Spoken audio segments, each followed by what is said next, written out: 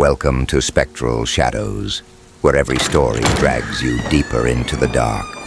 Tell me, where are you watching from, and what time is it right now? Midnight? Or are you daring enough to watch this in the dead of night? Hit like, share, and subscribe, because once you enter the shadows, there's no turning back. Now, shall we begin? Story number 1. When I was younger, I had this friend named Bats. I met her at a janky little carnival that was only in town for one weekend. At the time, I'd been in the police academy for 2 weeks, and another cadet had taken me there on a date. There was nothing wrong with the guy, especially compared to my last boyfriend, but it felt wrong. As the date stretched on and night fell, I realized I didn't want to be there with him. I didn't want to be there at all. I wasn't ready, not for the date, or the way he kept leaning in, and definitely not for the way he kept looking at me. And that's because of Jason. Jason was my last boyfriend. One night, about 2 years prior to that evening at the janky carnival, we went to bed. In the morning I woke up. Jason didn't. He was a side sleeper. When he died, that side of his face folded into rills, almost like a curtain rolling upward. It froze that way. That was bad. The emptiness of him was worse. Under the best of circumstances, there's this quality, a hollow, asymmetrical slackness that's unique to death. The morning I woke up and he didn't. That's how he looked. Hollow, asymmetrical, and slack. That's how I remember him, no matter how hard I try to change it. So fast forward a few years to that rundown carnival. As night fell, I started losing it. By the time the stars came out, I couldn't look at my date without seeing his face as though he were dead. Slack and hollow, with cold skin rilled up like a curtain call. He didn't notice because he was fixated on a game booth. Among the array of prizes was this gigantic stuffed dragon that he was hell-bent on winning for me. I should have been flattered. I should have been having fun. But I couldn't have fun, not with the way his face kept going slack, not with the way his eyes kept clouding up, not with the way the side of his face kept rolling up like a flesh curtain. Watching him play this shitty carnival game for that shitty stuffed animal under the blazing lights was too much. Too much light, too much noise. Too much greasy funnel cake smell coating my throat every time I breathed in. Too much him, and far, far too much me. Just as he finally won that stuffed dragon, I started crying. It was the worst kind of crying, too. The kind where tears come before you even know you're sad. And even though it makes no sense, I panicked. I didn't want him to see me cry. Couldn't stand for him to see. That was the only thought in my head. I can't let him see. So I spun around as tears fell, and the lights broke open and flooded the world the way things do when you cry, and stumbled away. Of course, he came after me. Why wouldn't he? I started running. 3 seconds later, I collided with someone so hard, I actually ricocheted a little, and I burst into tears.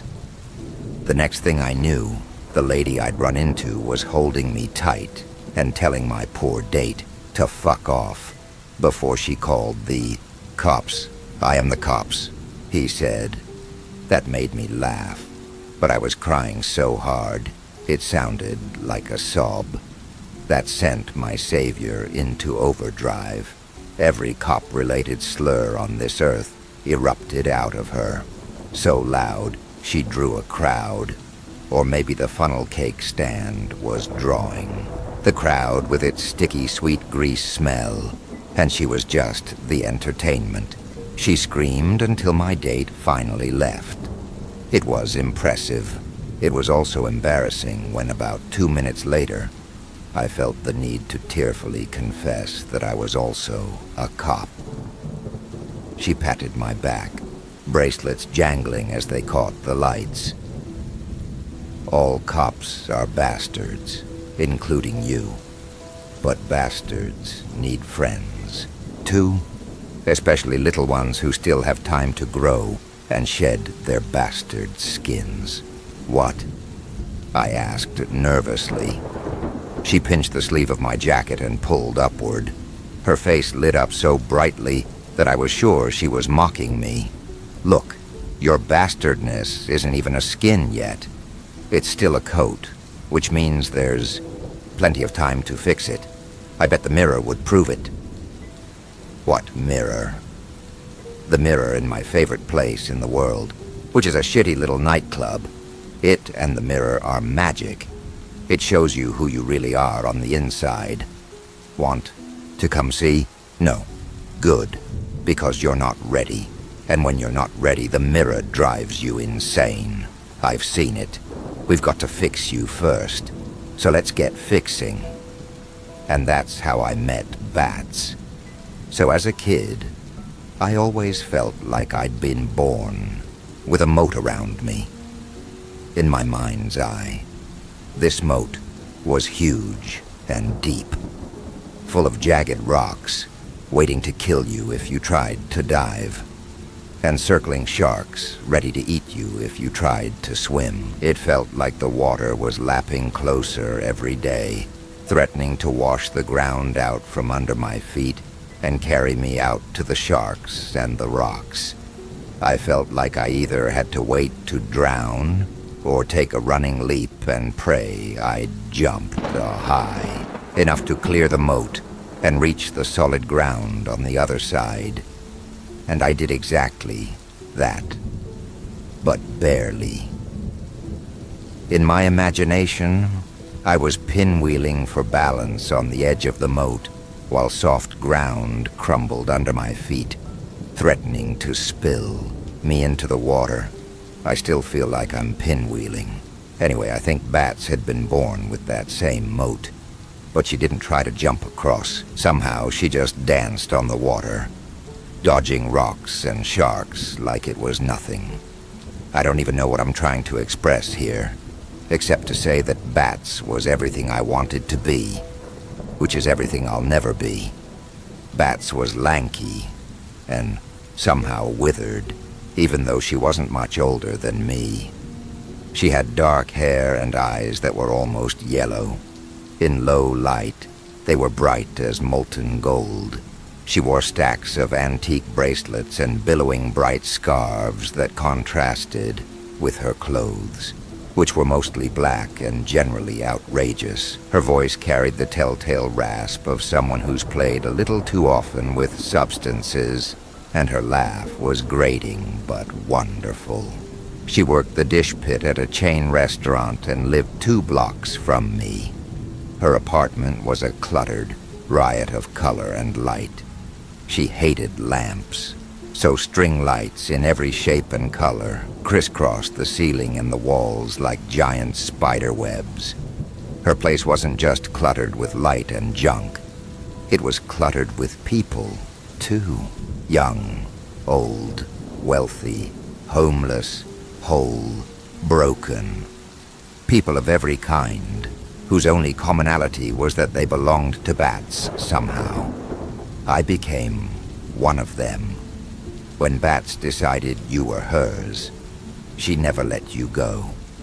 Some people love you by putting you at peace. Others love you by breaking you open. Bats broke me open.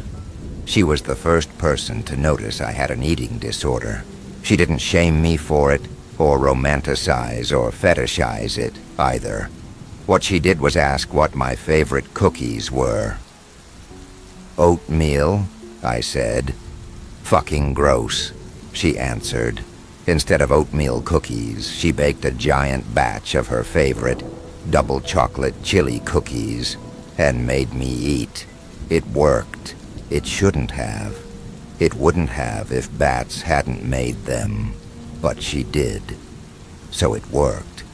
Don't get me wrong. Bats was far from perfect. People who collect human problems always have problems of their own. Bats was no exception. One of the ways her problems manifested was by treating some of the people she broke open like they were pets. She treated me like a pet she wanted to train. It's probably not a surprise, but her training methods were weird as hell.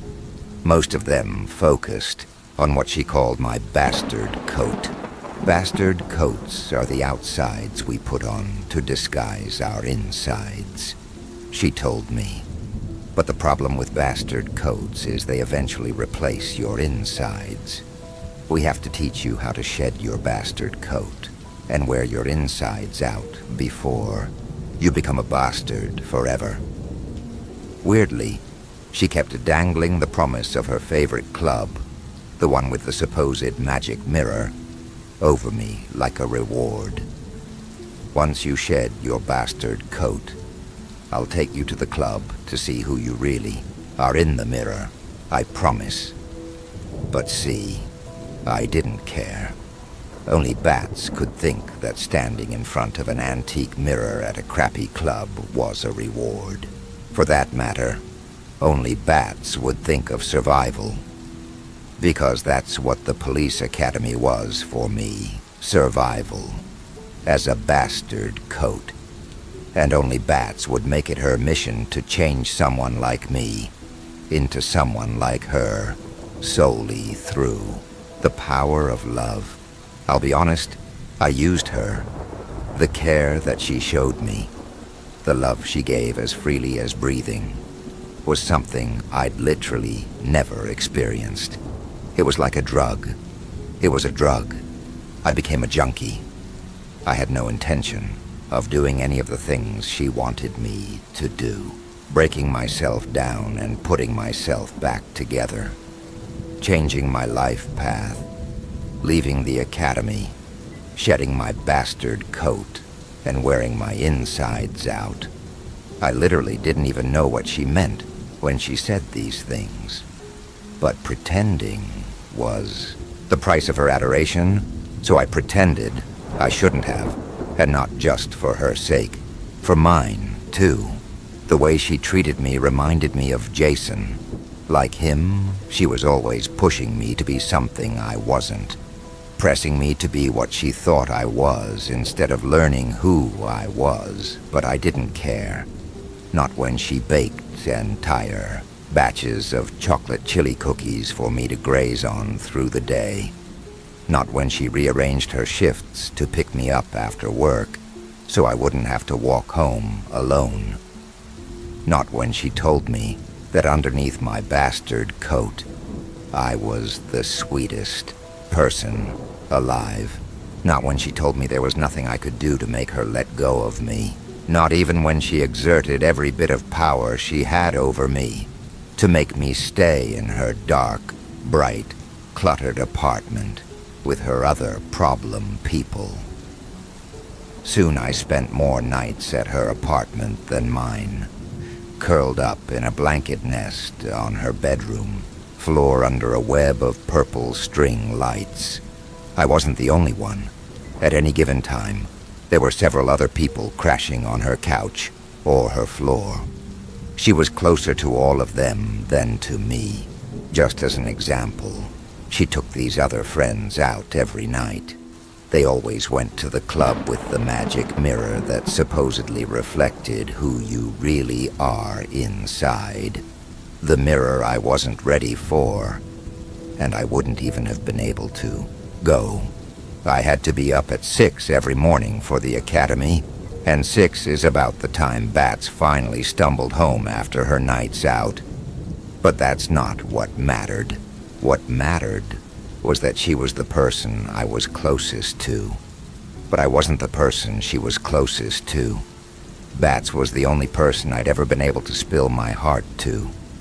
But she was the kind of person who spilled her heart to everyone. So, she was special to me. I wasn't as special to her, though. We all eventually learn that we don't mean everything to someone who means everything to us. I'm pretty sure most people learn that as kids. But this was my first time. So I kind of hated Bats for connecting with everyone the way she connected with me. Still, there wasn't enough hatred in the world to make me give up the love she gave. So I contented myself with the role of her little pet. Here's the good thing about that. People don't want anything from pets except good behavior. Up until that point, everyone I'd ever been close to had wanted something from me, whether I knew it or not. But all Bats wanted was good behavior. At the end of the day, good behavior is a performance. It's just pretend. I pretended, and got the kind of love no one else ever gave me in return. That didn't stop the jealousy, and I was so jealous. I was jealous of the other people Bats loved, of course. But mostly I was jealous of Bats because, in every way that mattered, she was who I wanted to be. I told her that once. She laughed and threw her arms around me. Underneath your bastard coat, you're exactly like me. Stupid. Why do you think I put up with your bastardness? It's because I know who you really are. Sure, it's true. You can't spell bastard without bats. You know. You just have to pull out the extra letters and rearrange what's left. She smiled and drew me in for a hug. Just like you have to shed your bastard coat and rearrange what's underneath. Outside, you're definitely a bastard. But inside, you're definitely a bat. You'll see once I turn you inside out. None of that makes sense now, but it made sense to me back then. What also made sense was my fear. Maybe I was a bat inside, but I was more than my insides. I was my outsides, too. We all are. And I needed every last one of those extra letters that grew bat into bastard. I needed my bastard coat. What I knew, and what I could never tell her without risking her love, was that the world is safe for bastards. It isn't safe for bats. And more than anything, I wanted to be safe. That's why I loved Bats so much. Because she made me feel safe. Except when she talked about her favorite club and its creepy mirror. I don't know why it bothered me so much, but it did. It even got to the point where any talk of that club kind of scared the shit out of me. According to Bats, this club was only for people who'd accepted who they really were. The bouncers were good at figuring that out. Creepy good, Bats told me. And trust me, I know because one of them loves me. But just to make sure, they brought every new patron to the mirror room first. The mirror in the mirror room was magic, and it reflected who you really were. If your reflection matched your outsides, you were good. But if you didn't know who you were, the reflection came out wrong. And when that happened, it drove you crazy. It sounds like a particularly stupid urban legend, but Bats swore up and down that it was true. It'll drive you crazy. I've seen it. That's why I can't bring you to the club yet. I can have a bastard in my house, but I can't have a crazy bastard. So you have to wait until you can wear your insides out. I know this all sounds insane, but it all starts to make more sense when you understand that Bats had a chronic substance abuse problem. She functioned pretty well, but you could always tell when she was high. One of her tells was that she wouldn't shut up about this mirror. Finally, I got sick of it, and one night on her way out to the mirror club with her friends, she was actually close to the friends who were actually her friends, not her pets, and asked to come along. She told me no. It's a place for people who have accepted who they are, and you, my little bastard, are nowhere close. Then she kissed the top of my head while her friends, who were friends and not pets, tittered. Then they all trooped out in a cloud of scarves and body glitter and shimmering eyeshadow. No matter what I said, I wanted to go with them, but I couldn't. The biggest problem I had, the real problem, is that people like bats ruin the lives of people like me. I grew up as a trailer trash foster kid with no past and no future. Just another dead-end kid trapped in the center of a deadly moat. A kid who had to decide whether to drown or take a running leap and prayed to God. I cleared the water. I'd taken the leap. I'd cleared the water, but barely. Just barely. My heels are still stuck in the bank, and it's crumbling beneath my feet while I pinwheel for balance. Bats, meanwhile, were dancing on the water behind me, calling for me because they thought I was like her, that I was born to dance on the water, too. But she only thought that because I pretended so well, because I wore good behavior as surely as I wore my bastard coat. That was the real problem, the true problem. No matter what bats thought, I was nothing like her. And as I watched her and her friends who weren't pets vanish into the night, I knew it. They were bats, fragile and unsafe, winging through the night. I was a bastard, safe and warm and armored in my coat. Or at least that's what I told myself as I microwaved dinner and went to bed. I dreamed of her club that night. In the dream, tall shadows with blue eyes like stars stalked a bottomless pit that echoed with a tonal music and the low, awful laughter that has, for my entire life, suffused my nightmares. I woke as bats stumbled into the apartment, smiling and glittering and smeared with makeup, her outfit pasted to her skin with sweat.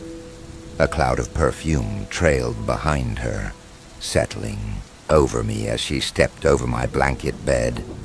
I watched her, feeling like a particularly stupid, ugly little girl. She saw me watching.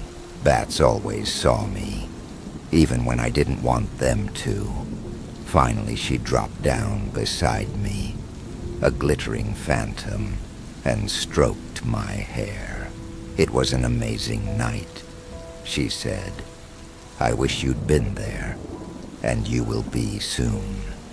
You're so close to shedding your bastard coat. Then I can turn you inside out, and you can finally be you. She was wrong. Weeks bled into each other. I grew more confident. My academy graduation drew closer. I made friends with other people who had taken the running leap to clear their moats. People who encouraged me. People who liked me.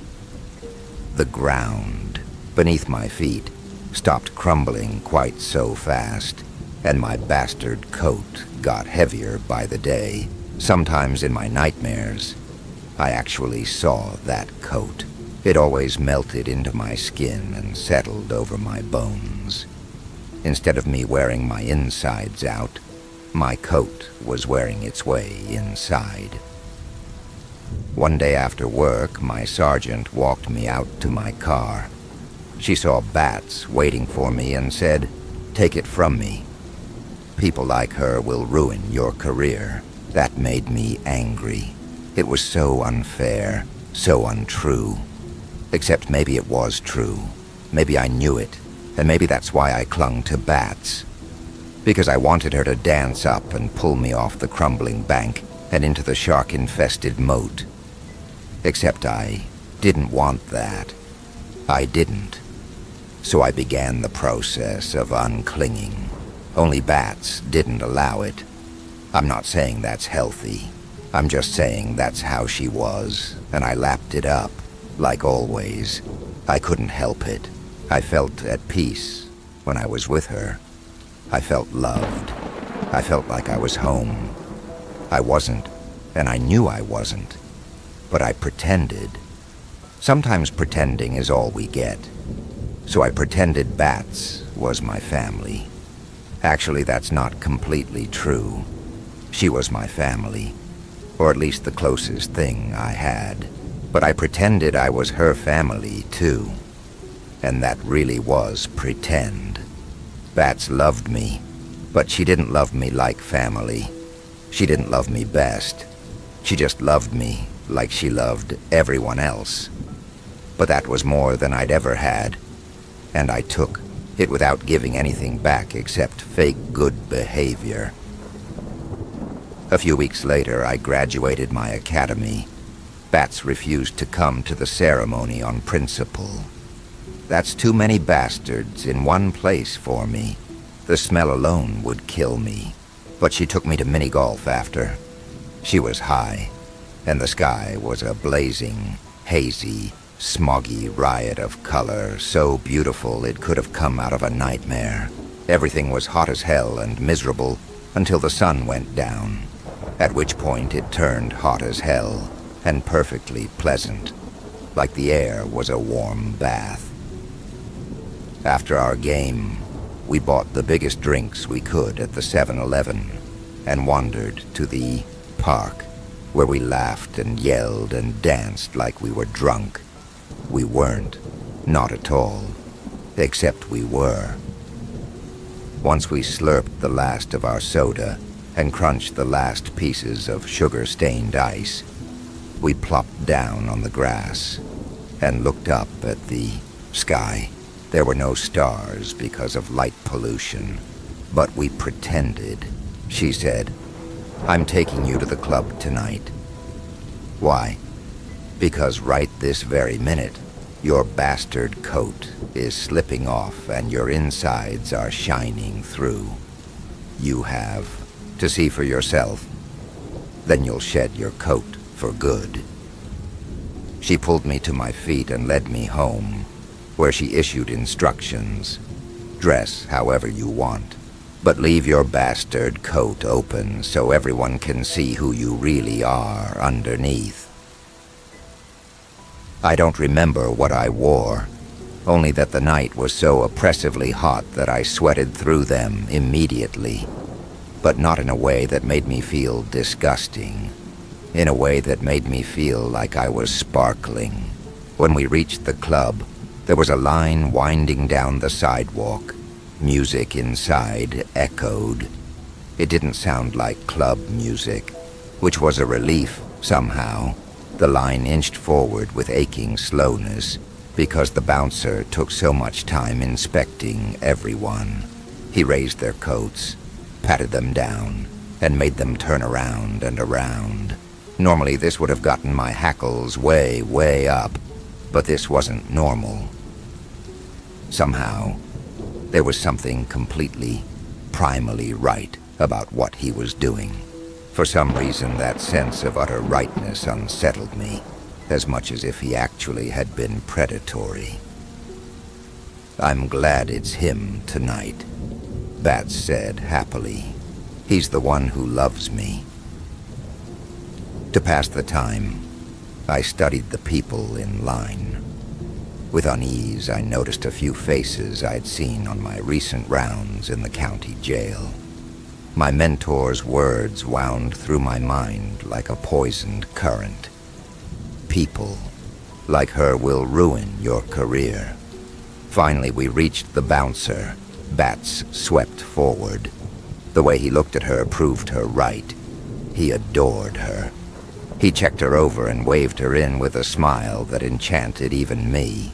Bats crossed the threshold and spun around, smiling at me from her cloud of glitter and shadows. Then the door swung shut, and it was my turn.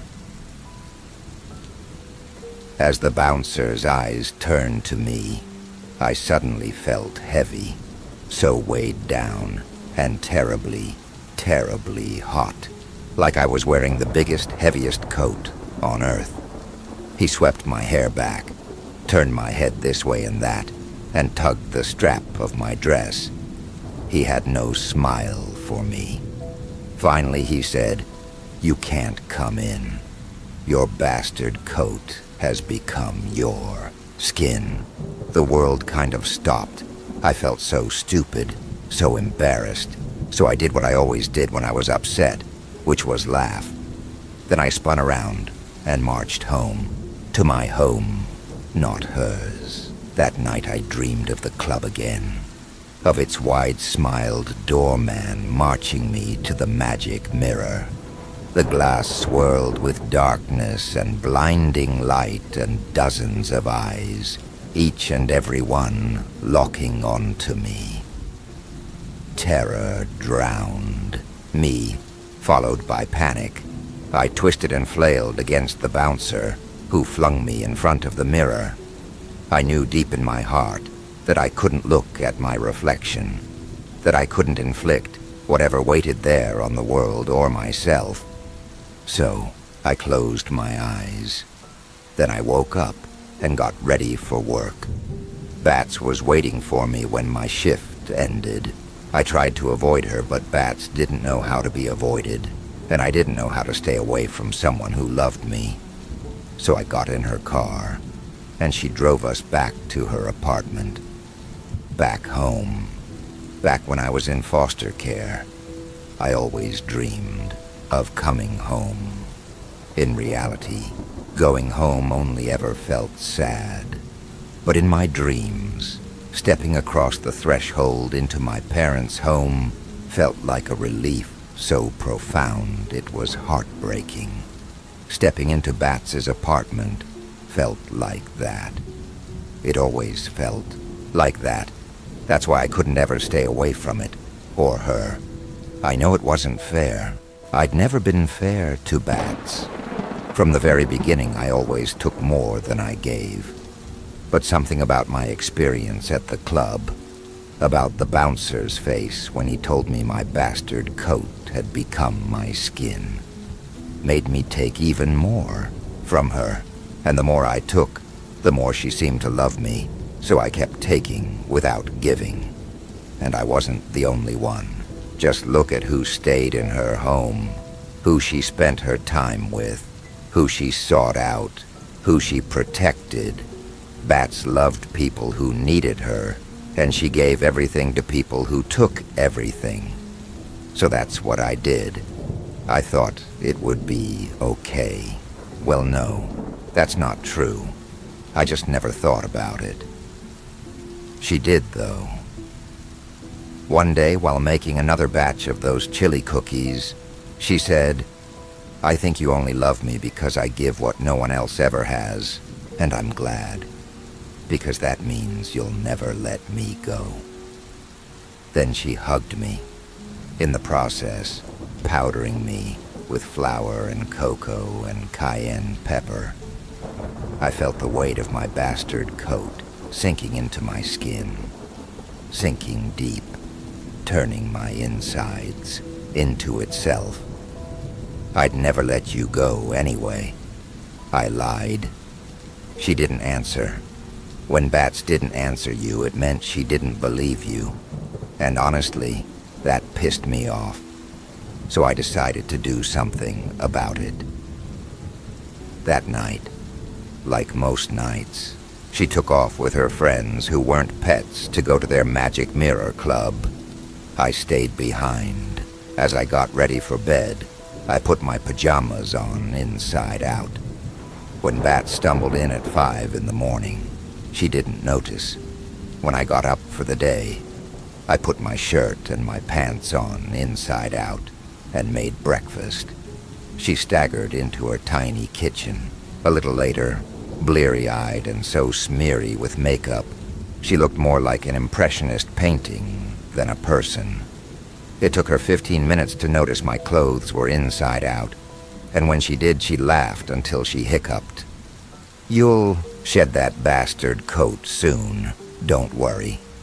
The thing is, I think I could have shed my bastard coat right then and there. I could actually feel it, heavy on my shoulders, off-center, and slowly sliding off. Almost without realizing it, I shrugged my shoulders up, just like you do to keep an actual, real, oversized coat in place. Nothing important happened for a while. After that, more work. A couple of magical outings with bats sprinkled between dozens of outings with my new work friends. More nightmares about the club with its mirror. And like any junkie presented with an endless fix, I kept taking more from Bats than I gave. This sounds crazy too, but taking from her made me feel stronger, more stable, more me. Like the ground was no longer crumbling beneath my feet. Bats, meanwhile, seemed to shrink. She diminished somehow, and she was always so cold. Even when she came home from the club, she was no longer a furnace giving off sweat, damp heat. She was cool and clammy, like she was sick, or like something was eating her. Knowing what I know now, I think something was, and I think that something was me. She came to the same conclusion because she woke me up one night, drunk and staggering. I'm sorry, I'm drunk," she slurred. "I know you hate it, but I had to get drunk because that's the only way I can say this to you. I don't want to say it, but I need to. You know how that feels, don't you? When you need to do something, even though it's the very last thing you want." "Yeah," I said cautiously. She gave me a broken smile as her eyes misted with tears. "Your bastard coat's trying to shed, but you keep putting it back on, and you keep using me to help. I can't do that. You need to be who you want to be, whoever that is. But if you want to be that, if you're fighting to turn into that, you need to do it somewhere else, with someone you're not using." The bottom fell out of my world. Anger immediately welled up like blood in a wound, buoying me. "Other than my sister," Bat said, "there's no one I'd rather be around than you. You're my favorite. I'm your favorite, too. But you're my favorite because I love you. I'm your favorite because you use me." That was the end. Even though she could barely walk in a straight line, she insisted on escorting me back to my apartment. I was selfish, so I let her. On her way back home, she was hit by a drunk driver and died. The guy is still in jail. I know because I check every year. My world shuddered on its axis and collapsed, leaving me to cling to the rim of reality, to the soft, wet edge of that moat as the ground crumbled beneath my fingers. The weeks following were half hazy, living nightmare, half starkly boring monotony. Everything was far too real, even though nothing was real enough. For some reason, I started running. Before work, after work, all day on my days off. Sometimes I'd wake up in the middle of the night and just go out for a run, flying blindly through the night in darkness thick and warm as syrup. I don't even remember it. I remember that I did it, but don't have any actual memories. Just a dreamy, endless impression of my feet on sun-bleached concrete and ribbons, of buckled asphalt and tired yellow grass in the park. Hour after hour, night after night, I ran. Almost like I was looking for her. I think I was. I think part of me was trying to catch her, somehow, before she got hit by that car, hoping I could turn back time, or change the future, or maybe just slide into a world where she was still alive. Maybe the very same world where crossing my parents' threshold was a joyful homecoming instead of the latest step in our dysfunctional dance of separation and reunion. I was running through a living nightmare of my own making to chase down a dream. And one night, just as the weather began to turn, still warm, but with the taste of in the air, I woke up. Reality rushed back in, brightly lit and dark-skied, and irretrievably broken, and I found myself in front of Bat's club. The line wound around the block, full of people coated in multicolored lights. I went to the back of the line and joined them, snaking forward step by maddeningly slow step, until I was finally face to face with the bouncer, bathed in every hue of neon. It was the bouncer who'd turned me away before, the one who loved bats. I expected him to denounce my bastard coat and send me on my way. Instead, he waved me in. The inside of the club reminded me of Bats's apartment. Dark walls draped with color and tangled webs of string lights. The cramped floor was dotted with mismatched tables. There were only 2 doorways, the one I'd just entered, and a wildly ornate door with a wooden sign that said, "Mirror through here." At the back was a stage so tiny I couldn't figure out how the band fit on it. Their music filled the place. It wasn't club music. I couldn't tell you what genre it was. It was soothing and unsoothing, happy and heartbreaking, home and somewhere far away, all blended together into invisible smoke.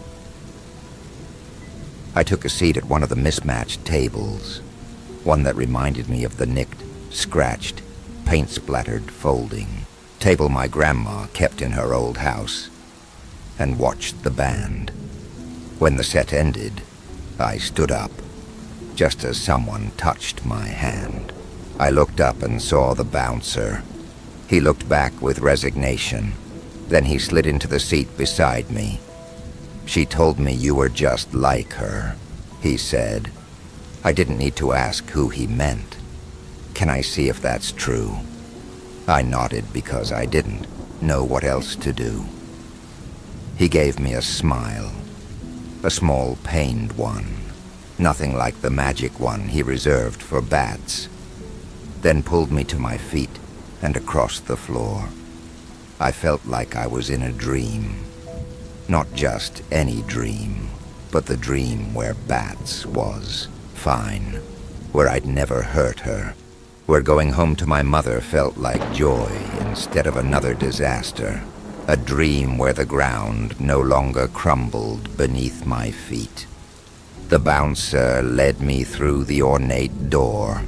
Bats were there, Bats lying on a table, motionless and slack and asymmetrical, bruised and broken, torn into pieces in the special way vehicles break human beings into pieces.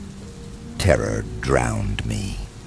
The strongest, deepest fear I've ever known, flooding the bounds of my moat and threatening to pull me back into the current.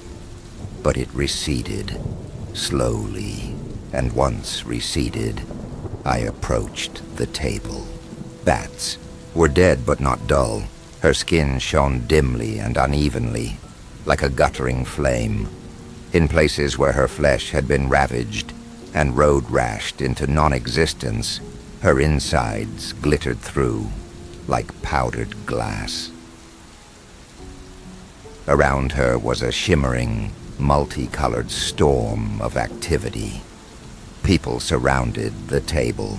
A few I recognized from the shining, smiling pack that drifted in and out of her apartment. People who were her friends, not her pets. People who danced on the water with her while I watched bitterly from my crumbling shore.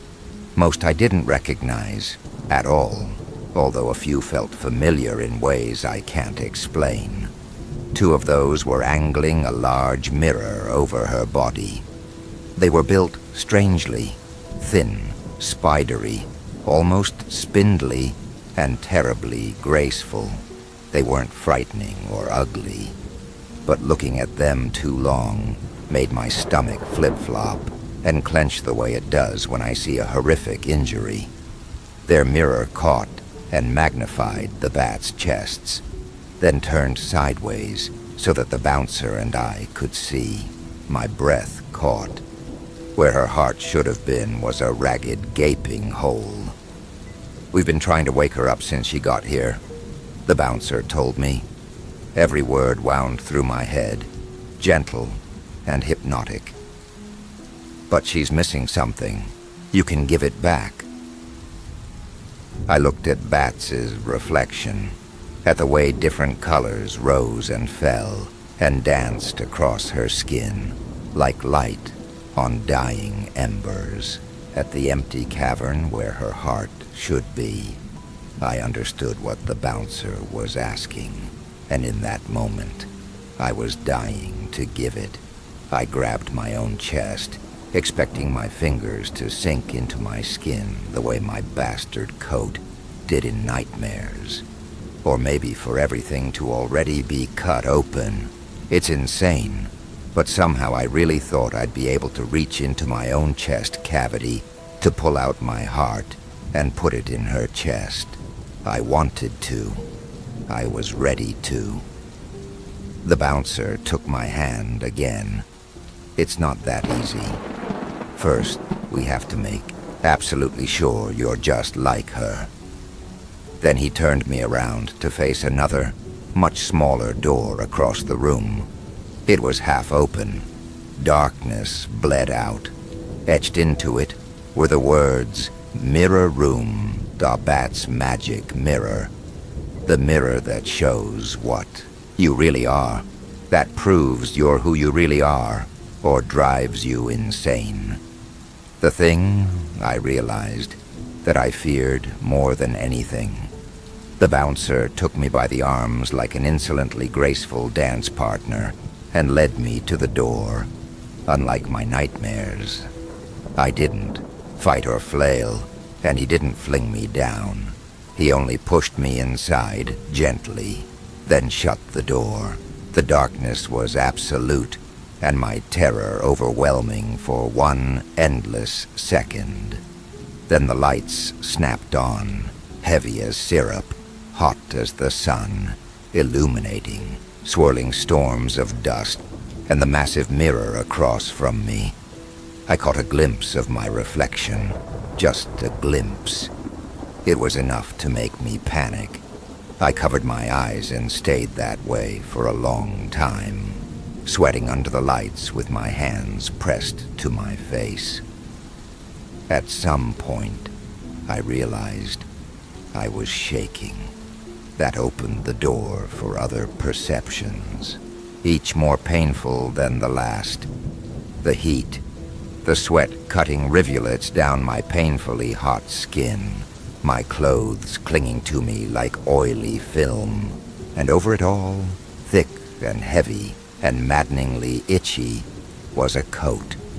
The heaviest, itchiest, most awful coat I could have ever dreamed of. My bastard coat somehow brought into reality. It wasn't just itchy, it was painful. I felt like it was sinking past my sweat-soaked clothes and straight to my skin, where it just kept sinking. I could feel the individual fibers, 1,000 white-hot filaments, cooking their way into my body. My outside, eating its way in. I finally parted my fingers to bare one eye. I kept it squinted, ready to snap it shut at the first hint of insanity, and glanced at the mirror. All I saw was me. I covered my face again and took a deep breath. I steeled my spine, squared my shoulders. Then I dropped my hands to my sides and opened my eyes. My reflection was only me. Only me in a ragged, sweat-drenched coat with a funny motley pattern. It hung wide open, so huge it threw most of my body into shadow. My skin glimmered strangely underneath, not with sweat, but something else. Not anything beautiful, something eerie and upsetting, the visual equivalent of the bone-chilling music I always hear in nightmares. But it wasn't a nightmare. It was me. Just me, in a big ugly coat, Relief crushed upward like a reverse avalanche and burst out of me in peals of laughter. My knees went so weak that I lowered myself to the floor amid the storm of swirling dust. The coat tented over me as the syrupy hot lights dimmed. The room was still oppressively, terribly hot, but softly so, like the mini golf course after dark, suffocating but pleasant, like a hot bath. The door creaked open. Soft footsteps approached. Someone knelt beside me and slid their hands under my coat. I tensed up as a dozen ugly memories of even uglier touches threatened to crash over me. But those hands only went under my arms to raise me gently to my feet. It was the bouncer, apologetic and gentle, and so sad. "You're not a match for her," he said. Another reverse avalanche crushed upward, this time exiting in the form of sobs. I'd failed her. I'd used her until it killed her, then failed her. He put his arms around my shoulders the way bats used to do. "Don't be sad. She'd want it this way. You're not the last person she wants to take from, but you're close. This is better, I promise." He led me into the room where Bats lay slack and asymmetrical on her table. As we passed, I took her hand one last time, focusing on the feel of her broad palm and long fingers while people I couldn't bring myself to look at angled. The mirror over her missing heart, but I caught a glimpse of her face in the mirror. Her reflection at least didn't look slack or asymmetrical. She was horrifyingly beautiful and monstrously lovely, the worst yet most welcome thing I've ever seen. The bouncer walked me out, past the mismatched tables and the band and the glittering, shimmering people in the shadows, and all the way back onto the street, where he straightened my coat and smoothed my hair back. I noticed for the first time that he was wearing a coat, too. It was a different color and pattern. Stripes, not motley, but cut exactly the same. Unlike mine, his fit perfectly, beyond perfectly, like a second skin. "It's okay to wear a bastard coat," he said. "You don't have to wear your insides out, just as long as your outsides don't wear in." She didn't understand that. He gave me a sad and enchanting half-smile. "I'm glad you're not a match.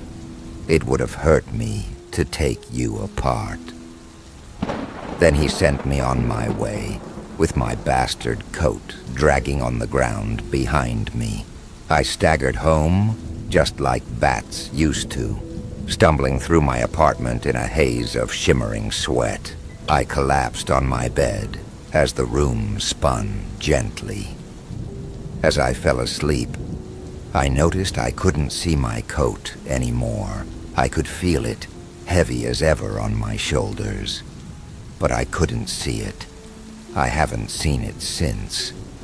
I know it's there. I feel it sometimes. When I focus, but it's not heavy or too big. It just feels like a second skin. Anyway, I didn't learn anything from that. I didn't become a better person. I didn't change my ways or have some kind of stoner-ass Ebenezer Scrooge awakening. I just woke up the next morning, standing on the edge of my moat while the ground crumbled under my heels, and missed her. I don't know what else to say, except I'd give a lot to go back and change it, or at least to give her a fraction of what she gave me. Story number 2. For privacy reasons, I will be referred to as Lawrence, and this is a story of when I lived next to Lake Lanier. For context, I am a 5'6" Caucasian male, and I was 20 at the time when this happened.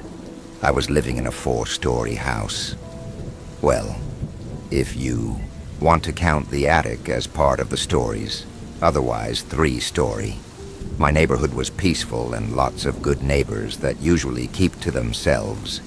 I lived with my brother, sister, dad, and our roommate who did the cooking most nights and helped out with other things. My brother and sister were born 12 months apart and the same year, but my sister is usually a year older than my brother till the final month. Now let's get this out of the way so I can tell you my story of how it all began. It was on my day off. During the summer of 2020, I was driving my younger brother and I to the park that was at Lake Lanier. For privacy reasons, we will refer to my brother as Eli. So, Eli, I asked him, "Are you ready for some quality brotherly time?" "Yeah," Eli said, some sort of monotone to his voice. Don't get us wrong, Eli and I get along very well for brothers. Sure, in our childhood we had our little fights and nitpicks, but we were just kids, and it's kind of natural for siblings to have their little disagreements. Eli, while 3-4 years younger than me, was definitely taller than I was. Almost 6 feet tall, I can safely say. But he'll always be my younger brother that I love dearly. "Okay, want to take the fishing poles or the bags?" I asked him. "I can take the bags," he said, carrying my backpack and some of our snacks. "Wonderful," I said, grabbing the poles and my phone out of the car before shutting it and locking. If you are wondering, my car is a Chevy Impala 2014. It gets me around awesomely from point A to point B. My silver steed, if you will. Where we arrived, there was a mini beach, a safe area for swimming, lots of picnic tables, and plenty of woods to hike. With me being, well, me, I never liked to swim in the waters. Why? Lake Lanier is supposedly haunted, and many people, including professional swimmers, lose their lives here. I wasn't ready to be on headline news. I was just here to fish. "Have any ideas for a spot, Lawrence?" Eli asked. I was scanning the area and spots around that didn't have too many people. I'm not really a people person, to be honest. To some, it's me being anxious. But for me, I absolutely can't, especially when you have kids screaming at the top of their lungs. "How about over there?"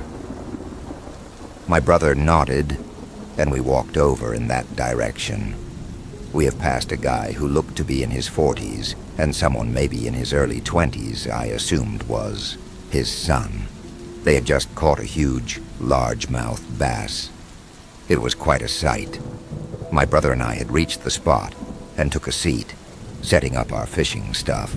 I had chosen a night crawler and him artificial bait. His resembled a crawfish.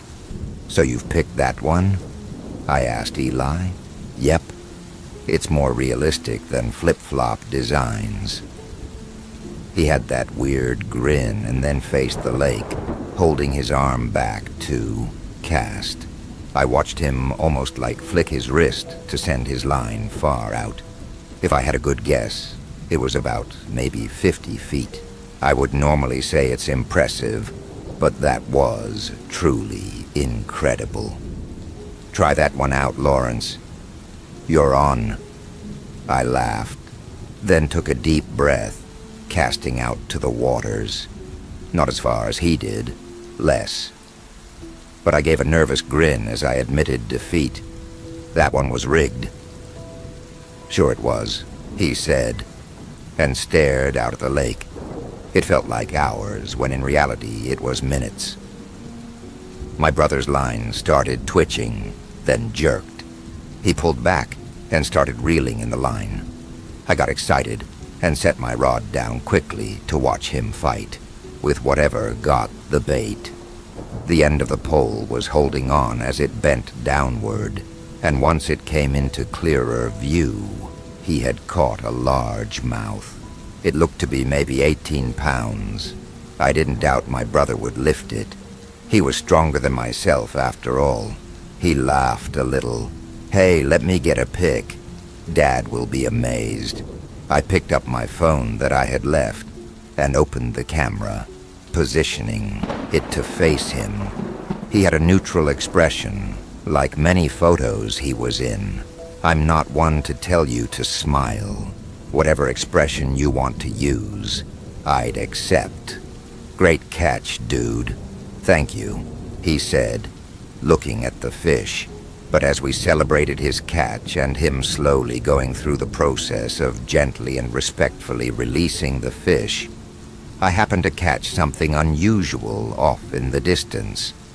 I couldn't gauge how far it was, but something, or someone, was peeking from behind a tree. Pure black, like a shadow, with 2 white dots that might have been the eyes. Wild hair like a cartoon character that had been shocked by lightning. It stood there. I had to rub my eyes, squinting. It remained.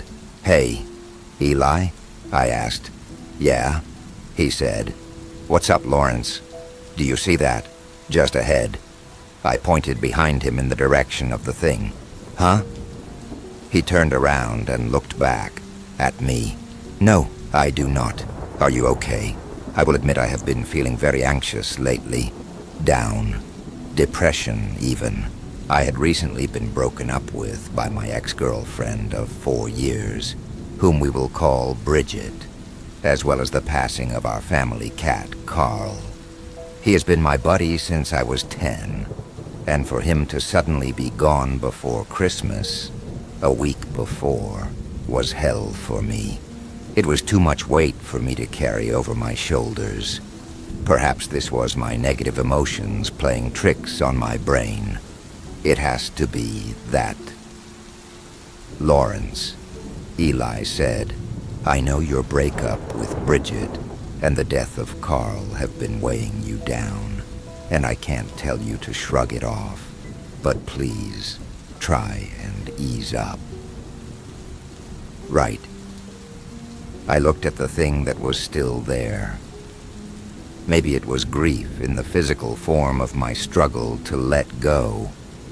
You could be right. I'm sorry. "I love you, buddy," he said before walking us back to our spot. It was only one more turn of my head before I realized the thing had vanished. But that's when it began. I clutched my chest and started breathing heavily. My sound got his attention, and he looked at me. "Lawrence?" I had fallen to my knees, wanting to cry, but nothing came out. The figure didn't disappear, but moved. It was now closer, like maybe the distance of 2 school buses parked behind the other. The figure was clearer to me, still black as a shadow, and those 2 bright orbs I assumed were the eyes. Even as my vision blurred and I gasped for air, having symptoms of a combination of night terror and severe anxiety attacks, I saw that the figure was feminine. So for this purpose, we'll say it's female. She had no mouth or nose, but those eyes were wide. For a better description, research shadow people, and you'll see what I mean. She walked closer, and by some driving force of fear and potentially adrenaline, I got up fast and looked at my brother. "Eli, we have to go to the car now. Grab our things and let's go. I can't stay here longer," I said, and quickly collected our bags, running to the car. I turned back once to see how far he was. The figure didn't seem to stop my younger brother, but he was advancing towards me, still. She was after me. "But why? Lawrence, what do you see? Is your glucose out of control?" Eli called out, but I was already in the car, waiting for him. I couldn't answer. She was still following, but walking slowly. I could easily outwalk her. She was playing with me. What did she want? I shoved the key into the ignition and cranked the car. Once Eli had entered, I was ready to put the knob into reverse, but the moment I touched it, it was to my realization that she was already there. I slowly turned my head to my window and saw her staring through it. She tilted her head and waved slowly, dragging her finger down the glass silently. I gasped again and couldn't breathe, gripping the stick shift and trembling before loosening my grip, the world going black, and the last thing I heard was my brother calling 911 before I eventually passed out. I had awoken at the house, and Eli was at the foot of my bed. So was my sister Allison. My dad walked in. Lawrence said, "What happened out there?" He had asked. "Eli, are you sure you didn't see her?" I gasped. "Who?" He had confusion written on his face. "It was just you and I in the car. There was nobody there, except the ambulance that later arrived, and the police. It was some shadow." I stuttered. I had described everything to them, what I saw, and the way the figure moved. "Lawrence, you're still stressed out, and you're most likely having hallucinations from the stress overdrive," my dad said. "Just rest for now, and you should be better." "Eli," I looked at my brother. What were my vitals? Was I okay? They said, "Your blood sugar was fine, and your vitals were good. Maybe it's stress. Please, relax." All right. I wasn't one to argue, unless I felt I was absolutely accused. But maybe they were right. I was overstimulating and panicked over it. It felt like minutes before I had passed out again. It went from dark to a clear view of the sky. The skies were without clouds, and it looked just like the ones you see in very old VHS-looking movies. There was a castle sitting on the giant hills. The castle looked quite fancy a bit, with a mixture of Transylvania. The camera panned down to show my brother and I in my car, driving through the dark woods. Blue skies in the daytime, but the woods are dark because of the very tall pine trees shading us. It was me, being the driver as usual. The trip was quiet. It was going smoothly until I saw the figure again. Only this time is very different. This one's shape was odd, a shorter individual. Same weird spikes, looking like hair struck by lightning. On TV, but wearing a witch's hat, all black. Same big, bright, white eyes. The figure was darting around in the woods, stalking my brother and I. "Hey, Eli?" I asked. "Did you see that?" "See what?" he asked, confused once more. This was déjà vu. It's strange I even had that memory from the real world. This was a dream. This shadow was a munchkin, but equally giving me those same shudders and feelings of absolute fear as my body forced me to slam on the brakes. But why? Why was I unwillingly doing the opposite of the natural responses of escaping danger? My hand shakingly reached for the knob, and putting it in park, I rolled down my window and stared out, waiting. Waiting for what? Lawrence. Eli's voice sounded like it was coming from the distance. He was next to me, though. What was going on? His face then slowly distorted and became enveloped in darkness, his entire body becoming a shadow as he ripped his own clothes off, his regular hands becoming clawed. Again, no details, only darkness. My body was stuck in some sort of trance as the claws dug into my neck. as the face formed a mouth. A white one, the eyes looking like scribbled circles. The Munchkin had joined in with the shadow that had taken my brother's form previously and opened its mouth to bite down on my neck. The feminine shadow from reality appeared, ripping my door off and putting her humanoid hand under my chin, turned me to face her. She then opened her mouth to let out a deafening shriek of horror, but at the same time felt my soul leave my body as I awoke with a scream. Lawrence. Allison came in, shaking me. "Brother, what's wrong? Are you okay?" Where is Eli?" I asked, eyes looking around frantically. "He hasn't turned, has he?" "Kid." My dad walked in. "Eli is okay. You're okay. You're okay." My dad was a softie. He hugged me and held me. I was shaking. I felt so embarrassed as a male to cry. It was so horrifying. My dad didn't need me to overdo it.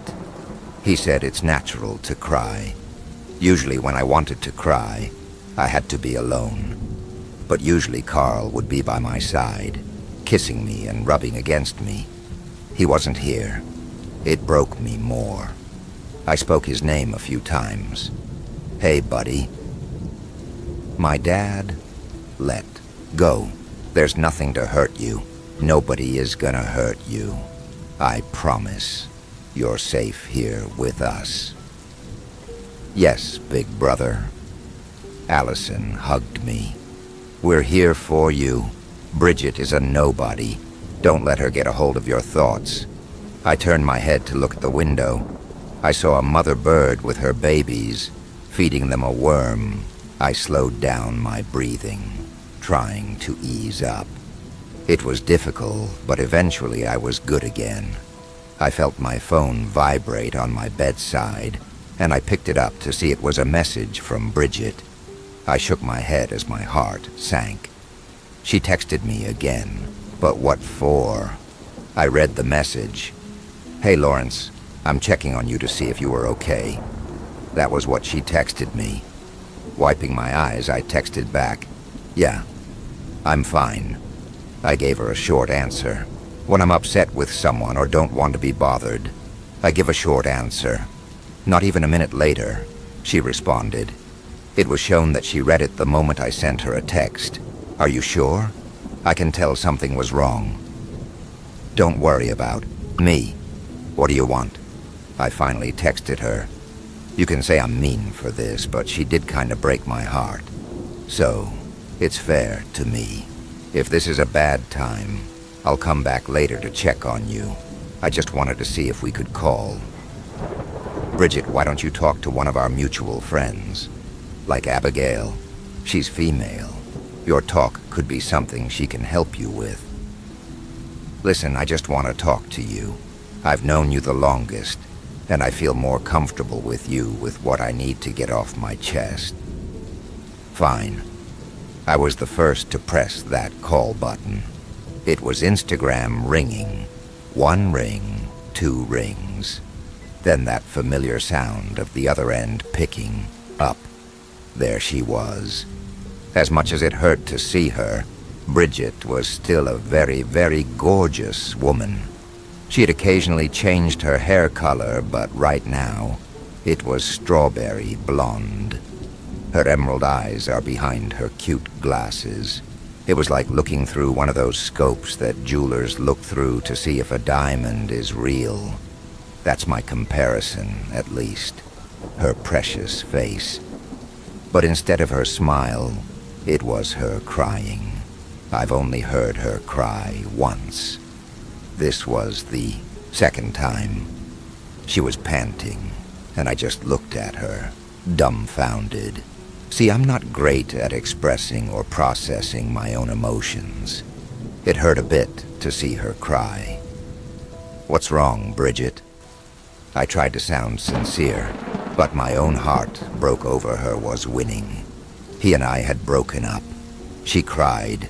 I kept a straight face. In my mind, I wanted to tell her, It sucked, didn't it? To have your heart broken. Now you know how I felt. But no, I just nodded. I'm sorry. Is this what you wanted to call me about? I asked her, sighing. I miss him so much. I wish things would go back to how they were. That shattered me all over again, and I trembled. Not just from hurt, but anger. Not because he left her. Screw that. She barely knew him for a year, for what it seems, and she's crying over him, versus us knowing each other for 6 years and being together for 4 years. It was inconceivable. But then as she cried to me, babbling some of the same words, my heart stopped as I turned my head to look behind my desk. There was an arm, wiggling like a snake. It was waving to me like a greeting, and slowly peering out was the Shadow Woman. Her head almost touched the ceiling, her own body casting like a real shadow. Her arms outstretched, she loomed over me, and I felt myself shake again, like a seizure. Lawrence? Bridget calmed enough to get my attention. Lawrence, hey, what's going on? I couldn't move, couldn't answer her. My body had its attention towards the Shadow Woman. Her head rotated slowly, but in a taunting manner, too. There was nobody to help me. I could see her step out of the wall and walk towards the foot of my bed, becoming 3-dimensional. Her claws on my sheets, leaving visible claw marks. My eyes glued to her. I started sweating and trembling, gasping for air, but nothing was coming in or out. Oh my God, Lawrence! Bridget screamed. This was loud enough for my brother, whose room was across mine, to barge in and stare in shock. Could it be? He's actually seeing this? Dad, Lawrence is seizing again, he yelled. Eli, is that you? Bridget yelled. Tell me that Lawrence is okay. Eli couldn't move.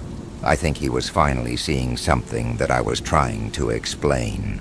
Dad ran upstairs to my room and stopped at the doorway, too. He saw her, too.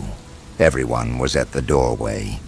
The woman was silent as a mouse as she climbed onto my bed on her knees. Get away from him, my brother yelled, running to tackle the woman, who fell out the window, my brother clinging onto the window. My dad rushed in to grab his hand and pull him up, while all I could do was sit there in terror. I was too afraid. The woman got up slowly and cracked her neck back in place as I saw 2 more white eyes. No, 4. 6 total. The Munchkin and the one who impersonated my brother. Both the extras from my nightmare. No, not a nightmare. A precognition, only this time, instead of in the forest, in my own home. Lawrence, come on, we gotta get out, Allison yelled, trying to pull me out. I couldn't. Fear had taken over. Please, they're coming. It was too late. They had made their way upstairs and the doorway. My 2 Jack Russell mixes were too afraid, too shocked. These creatures scared them this much, too. The Munchkin grabbed onto my sister, while the bigger one pinned my brother and Dad to the wall. The woman walked towards me and impaled my arms with her claws. She stared into my face and slowly opened her mouth. She was grinning at the same time. I had enough cognitive to fear my end was here, but then there was barking. My dogs had sensed me being harmed, and they ran upstairs to confront the shapes. The boy bit down on the big shape holding my brother and Dad, while the girl bit onto the Munchkin, pulling what seemed to be skin, but misty black. Both figures released my family and were trying to shake my dogs off. no more. The female figure whispered hauntingly and grew teeth, biting onto my face. "Lawrence!" my family screamed. I could have sworn my life was flashing before my eyes. All hope seemed lost. I felt her needle-like teeth scraping and slowly digging into my flesh. I knew I bled, 'cause it was warm and wet. I thought I was done. But there was a sound that made her take her mouth off my head and stare at my face. My eyes turned enough to see a bright light. It was fluffy and had bright green eyes as well as a gold shine to it, and the shape meowed. "Carl," I stuttered. It was my first words since the paralysis. My buddy had his shapen fluffy had the day my late mom brought him home. He meowed again and trotted to the bed, jumping up and staring the creature down. "Buddy," he stared the creature down, and I could have sworn I saw flakes of her peel away and disintegrate. She let out a very loud, deafening scratch as she swiped out at him, only to find her body burning from his pure energy. He let out a hiss, and she screamed, exploding into a dark mist. The other two creatures also bursted, sharing a scream before it echoed. I looked at him and he looked up at me, nudging me. I felt a wave of security and love as I held him. My family couldn't see Carl, but I could. My buddy then hopped off and I watched him walk the stairs to heaven. I let out a tear and muttered, "Thank you." Once he had gone home to reunite with my late mom, I was surrounded by my family. They held on to me. "Lawrence, I'm so sorry." Eli held me. "I thought you were overreacting." I was at loss of words. No disappointment. Maybe it was that those creatures made themselves visible to the real world when my emotions and anxiety got so bad that they could actually interact with me. But perhaps Carl knew what was there. I looked up where the stairs were and cried, not of sadness, but joy. He had come to say goodbye and moved on. Years later, as I write this, I think back. On my very shelf sat Carl's paw print. I held on to it like a treasure. My siblings had moved out, and I remained with my dad and stepmom and stepmom's mom, with their dog as the addition to the family, 3 humans and 3 dogs, as well as my recently bought 14 fish I call my children. I can say for sure those were my demons. Every one of my worries and thoughts manifested as figments of my imagination into reality. Realities that want to do unspeakable things to me. To this day, I can see the shine that Carl had on the dogs and fish. Like angels. Perhaps they were angels to not only comfort me, but love me like Carl did. In fact, he was my miracle, just as these beautiful creatures were. I thank God every day for them. Guys, let me tell you, it's okay to cry. It's okay to miss the deceased. But just know, as long as you accept they linger in your hearts, then they have never left. Don't let your demons win. And remember, keep your family close. Story number 3. When I was a kid, from around the ages of 2 to 10, I always watched the same show after school, Dandy's Wondrous Adventures. It was a show that I had kept tabs on ever since I was a baby. It had been with me since the beginning, and for good reason. Even as an adult, I can point out the many lessons the show taught me as a boy. How to tie my shoes, how to properly eat, how to keep up conversations, etc. It was a much-needed show for a kid of my upbringing. My dad had died before I was born in a botched robbery, and my mother worked as a surgeon, meaning she was gone most of the day, coming back home around 9:10 at night. So most of my youthful lessons were taught by the show. Every episode entered the same. Dandy, an anthropomorphic dandelion, and his sisters Rosie, Daisy, and Blue Bonnie would run up a hill, click their heels, which were leaves, face the viewer, and ask how their day had gone. They'd wait for about 5 seconds and would respond. If the episode was oriented around something happy, they'd all smile and say, "That's terrific." If it was oriented around something not happy, they'd all share a small look of unanimous dissatisfaction and say, "Well, ain't that a shame?" Every time I came home from school, I'd divulge into the characters on how my day went. I always would be disappointed when my response didn't match theirs, and it never did. I tallied the times I matched their response with mine, and I was down by 47 marks to my 0. Regardless, it was nice to see whatever my favorite cast of characters had in store for me that day. However, this static stream of constant enjoyment changed one afternoon. It was a rainy April day, and I had just gotten home after the torrent of watery sheets had ended its assault on me. I had no homework for the day, and after finishing all of my chores, I galloped upstairs to turn on my TV and pay a visit to my friends.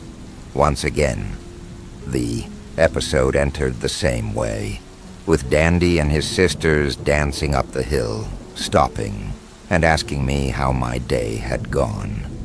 My day had gone pretty poorly. At school, I had a teacher named Miss Carroll. I was the quiet, nerdy type in elementary school, so Miss Carroll saw me as easy pickings. She'd berate me day in and day out about how weird I was, how I had no friends, and how I was a loser. Anytime I tried to report her, no one believed me. Usually I didn't respond, but today hurt a lot worse. One of my classmates told her about my dad and used the newfound information as ammunition against me. She'd never hit me, but it felt like she did. It hurt. I confided in Dandy on the issue. How much I hated her, how rude she was, and my anger towards her for being such a jerk. In my endless tirade about how much I deplored her, it had slipped my mind that Dandy hadn't said anything. It had gone well over 5 seconds, but they didn't speak. No interruptions, no exclamations, nothing. Silence. Even the music had ceased. Once my rant had subsided, I turned to look at the TV. Their expressions were not the usual ones they wore. They didn't look happy or mildly sad. No, they looked mad. All of them wore this expression of intense grimace, like someone had just told them off, or stole something and gotten caught doing it. Dandy looked the angriest. "How rude," he said, his speech sounding as if his teeth were clenched. Blue Bonnie stepped up to the screen, her arms crossed, staring dead at me like a hawk. "People like that are just so bad, right?" she proclaimed. "You said it," they all announced. Slowly, their expressions of disdain faded. Dandy spoke up again. "Well, it's a good thing we're talking about bullies today, huh?" They all shook their heads in approval. The episode transitioned to a school area where they all gathered in what I would guess was the cafeteria. It was rosily colored, with hints of bright pink, yellow, green, and red across all the furniture in the room, ranging from tables to art, common colors for a kid's show. Rosie pointed at another flower.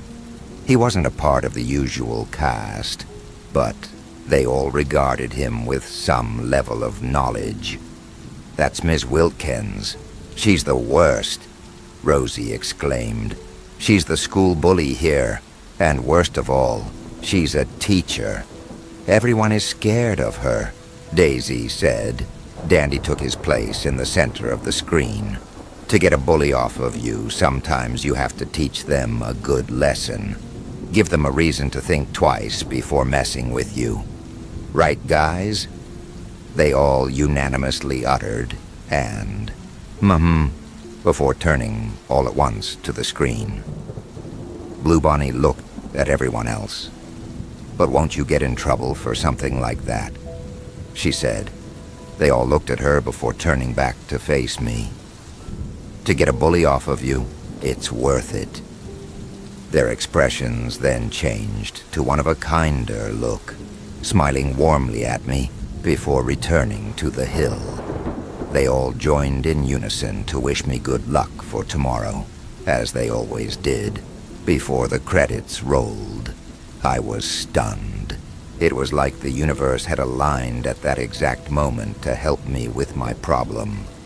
But it was the wrong solution. As much as I despised her, it wasn't worth it to get in a whole load of trouble for fighting a teacher. What good would it do to help my problem anyway? I'd have to do some serious damage to her for the bullying to cease. A simple hit to the nose would just make my problems worse. It honestly felt like the advice they had given me was, for the first time, bad. By that moment, the constant pitter-patter of rain had lulled me into a drowsy mess.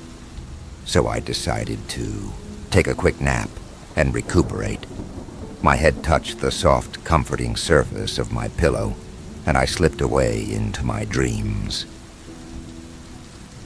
Around 7:30, I awoke to one hell of a wake-up call. Wake up. It was violent, aggressive, booming, as though a prison warden was waking up an inmate. There was no friendliness in the command, no leeway, just rage. I popped out of my bed like a meerkat that had sensed an impending threat, but when I did, I saw that the TV had been turned on, and there he was, Dandy. However, strangely enough, his sisters weren't there. The background was dark, nearly pitch black, with only the moon present in the frame. The grass that was usually bright had turned sickly, adorning a new yellowish color. "So you won't listen?" Dandy said, his eyes furrowed into a deep, burning glare. "We are trying to help you with a problem like we have for years." I didn't know what to say. It felt as if my body was stuck. Was this sleep paralysis? Was it a dream? "Do you not like us anymore?" Before I could find the courage to stammer anything out, his sisters came into the shot. "Because we don't like you. We never liked you." Their words burned, while my throat felt like it was held in place with barbed wire. Dandy moved forward. "Maybe she's right. Maybe you are a loser." They all began to snicker until it eventually devolved into laughter. They shot out snide remarks, comments about my hair, face, and anything they could latch onto. They even bit into my dad's death. He probably did it on purpose. "Who would want to have a son like you?" Rosie said. "I bet he faked his death to get away from you," Blue Bonnie said. "Or maybe he did it himself out of disappointment." Before Dandy could finish what he was going to say, I shut the TV off. I was a hot mess of tears, snot, and fear. Balled up on my bed, I couldn't bring myself to move until morning came. It was a Saturday, and Mom was still at work. She was the hospital's best surgeon, meaning there were quite a few weekends where she'd be gone for half the day. I wanted to get up out of bed to get breakfast, but I was still in shock after the incident the night prior. Was it a dream? Was it just my imagination? No, it couldn't have been. I felt everything. All those words, insults, and crude remarks. I felt them all. After much thought, I finally crawled out of bed and went downstairs. The sky had cleared since yesterday, with a bright, beautiful hue of blue and yellow beaming down for all to enjoy. After eating a healthy bowl of cereal, I returned to my room and decided to see if I could get some gaming in. I usually gamed during the weekends anyway, as my mom didn't let me play during school days. After a couple of hours on the console, a familiar yet mellow voice snapped my attention back to the TV. "Hey, friend." It was Dandy again. In the past, that voice would be a source of comfort. Now it frightened me. I stood still, my head not daring to look back at the character who had become just as oppressive as my teacher. "Look at me, please."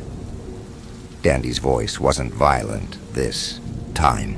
It had the same warm aura it had had before the previous night. He sounded apologetic. I slowly looked over my shoulder. They were all there this time. Dandy, Bonnie Blue, Daisy, and Rosie.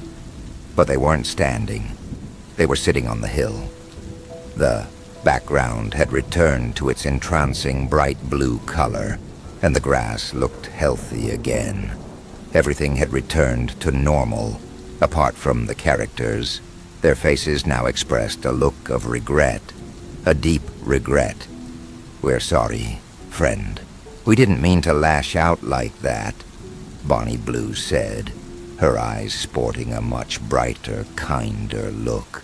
"It isn't you, it's us," Daisy said, her luffy hands clasped together in her lap. "We know you still like us. Really, we do," Rosie exclaimed. Dandy then took his turn to look at me, his character near the leftmost part of the frame. "We had an issue like you once. Ms. Wilkins would treat us badly. She hated every kid she saw in that school. But for us, she hated us the most." I moved from my chair to stand right in front of the TV, my ears, eyes, and mind completely intertwined with the screen in front of me. It was unbelievable. She said that we were troubled children who deserved to be alone. Daisy said, "We had no parents of our own, so we relied on her." Dandy said, "One day, Ms. Wilkins said that she had enough with our behavior. She dragged us into the drawing room, locked us in, and left us there." Bonnie Blue proclaimed. Dandy looked up from his lap, his eyes a constant of sadness and misery. "We never left," he said. "We don't want the same for you," Rosie announced. "You made us happy, so we want you to be happy. We just got scared that you might move on the same path," Dandy said. I smiled at the TV, beaming happiness through their kind words. It was still a show at the end of the day, so I thought that this was their way of teaching courtesy and openness. But we think it's time for us to say goodbye. My smile quickly dissipated into a slightly open mouth, my eyes wide with surprise. "You're getting old now, big and strong, just like your dad," Daisy exclaimed, her smile replacing mine. "We've taught you all we can, friend," Rosie said. I grasped the TV, words slowly bubbling into my throat of pleas for them to stay. "We always cared about you, even when you were with us back there," Bonnie Blue said. They all stood up and took each other's hands and smiled the widest smiles I'd ever seen them showcase. My head was pressed up against the glass panel separating me from them. My eyes, a waterfall of emotion and distress. I begged for them not to leave. "Thank you for tuning in with us, friend," they all said. Slowly but surely, the screen faded to black, and in big white letters, the words, "The End," covered the TV.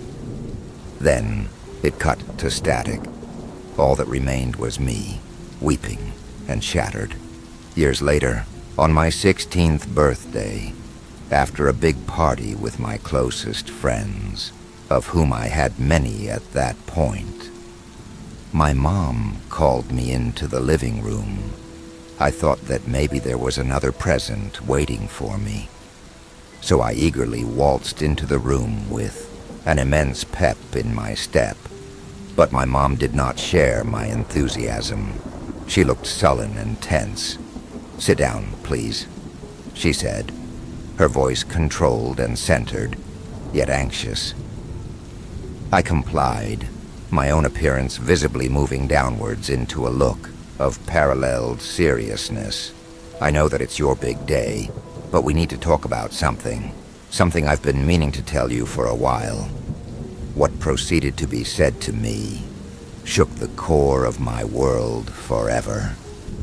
My mom told me that while it was true that my dad had died in a botched robbery, he wasn't truly my real dad, and that she wasn't my real mom. I had lost my original family a year after I was born in a car accident on the freeway, after a truck had lost control and slammed into the side of their car. They died on impact. I was lucky, as I had been at daycare, where they were coming to pick me up. I had no extended family, so I was put in the foster care program and adopted by a woman named Ms. Wilkins, who was a boarding school teacher in her past. According to Mom, she was an extremely cruel woman who would regularly beat her adopted children for the littlest of reasons, ranging from breathing too loudly to having a cough. One day, however, she went too far when 4 of her children, after supposedly protecting me from a vicious beating, were locked in a room for a week. They didn't come back out. The other kids, including myself, were not let out of the house after that to avoid any of us telling another person what she had done to them. Eventually, the neighbors noticed how we weren't ever leaving and called the police. Ms. Wilkins was sentenced to life in prison. I was stunned, unable to move, as though I was locked in place by my feet. "Take as much time as you need to process this. I'm right here," my mother said. As my mind began to make sense of it all, I started having sparks fire off in my brain. Ms. Wilkins. I could have swore I knew that name from somewhere. Wilkins. Wilkins. Wilkins. And then it hit me like a boulder rolling down a hill. Ms. Wilkins, the teacher from the show. I rushed out of the living room, up to my bedroom, and threw my computer open with almost lightning-fast speed. I looked up the case, typing everything I could in, praying I could find something. Of the 5 searches propped up generic results of other heinous foster parents. But then, on my 5th search, I found it. Boarding school teacher charged with 4 counts of first-degree murder after locking children in room. I scrolled through the article, and everything aligned with what my mom had said. There was no mention of my name anywhere, but the presence of them defending another kid was in the article. Along with it, photos of the drawings they made, while locked inside, were posted onto the article itself, all pictures of them as flowers. At the bottom, it listed the names of the deceased children. My heart sank, and my jaw followed its motion. Rosalina Matthews Bonnabel, Lee Daisy, McMullen Daniel Morello, had no words. I had no movement. It felt as though the world itself had spun upside down, and I was bearing the brunt of it. Snapping out of my haze, I looked up the cartoon. I searched for what felt like hours. Nothing. Not a single mention of any show titled Dandy's Wondrous Adventures. It made no sense. What the hell was I watching then? Did I imagine it? Was I going through some sort of trauma-induced hallucination? It shattered what little grip on reality I had left at that moment. Their names, the show, the antagonist of that one rainy day. It all neatly funneled into this one case that I had apparently been involved with when I was just a toddler. And yet it only added more complexities and more emotions. Fear, confusion, sadness, empathy, and finally, courage. I'm 28 now, and I have been an animator for over 8 years. Recently, I pitched the idea for Dandy's Wondrous Adventures to the board, and just yesterday, it was approved. I did it for them. Whether or not the show I watched was real, this one will be, and I want it to help people just like me. Just like them. I've never told anyone this story, and I never planned to, until today. As of writing this, I received an envelope at my door from an anonymous writer. All it says on the front of the envelope is, "From your friends." Inside the envelope was a crumpled, old, worn piece of paper. It looked as though it had been set out in the sun for years. On one side of the paper was a drawing, as though it was made by a kid, or rather, a group of kids, as the styles are all different. It looked fresh, completely out of place with the worn-down canvas that had been used. On the drawing is them, the characters. They all adorn beautiful white wings and halos above their heads, while a small, pretty purple butterfly guides them towards the sun. All of them are hand in hand, just like the last time I saw them. On the back, in 4 corners of the paper, in yellow, indigo, red, and white, was the same phrase again and again, yet the meaning and significance of the phrase remained constant. Thank you. In the middle, a heart presented itself, with it colored in quadrants, the same colors used for the messages. Thank you too, friends. Story number 4. I don't want sympathy. I'm not looking for theories about sleep deprivation or campfire smoke messing with my head. I just want someone to tell me I'm not crazy. Because I know what I heard in those trees. I know what I saw just outside the firelight. I know what it left behind. You can say I'm mistaken. That's fine. Just don't tell me it wasn't real. It was my friend Marcus's idea. It's always Marcus's idea. Winter hikes, off-trail shortcuts, rafting when the river advisories say don't. I usually give him a hard time and go anyway. But this time I pushed back more than usual. "Where is it?" I asked. "Old Service Road. Maybe an hour off the highway." He was scrolling on his phone, showing me a satellite view. A smear of green, a thin silver line, and then nothing. No campsites, no picnic icons, no little tent symbol. Guy on a hunting forum flagged a clearing way out past the marked trails.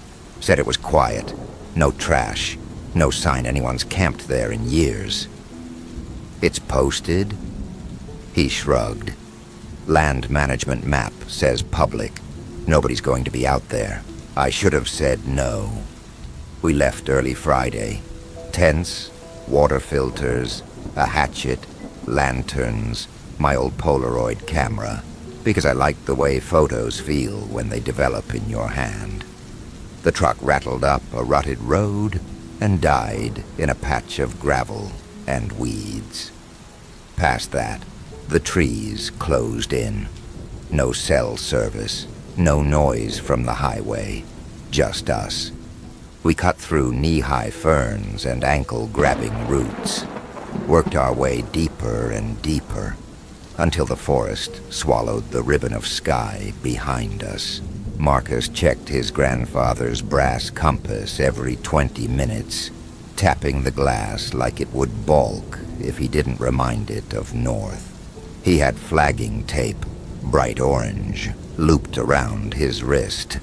Every 100 yards, he tied a strip to a branch. Belt and suspenders, he said, nodding at the compass and the tape. No one's getting lost.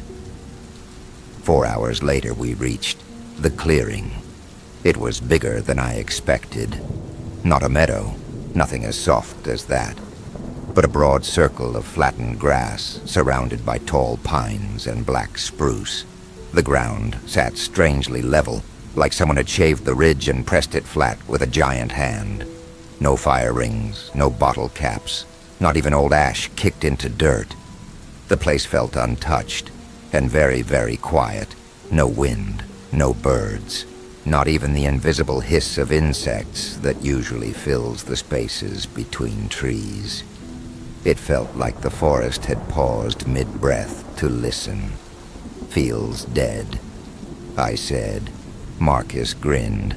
Feels perfect. We set camp at the edge of the circle. 2 tents, a low fire pit scraped to mineral soil, food hung in a bear bag high on a limb. The light slid down the trunks and pooled at the base of the trees until it all went the color of copper.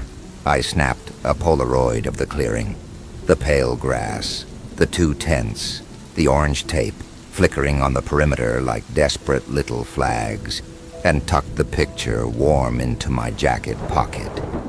We ate beans and jerky cross-legged by the fire.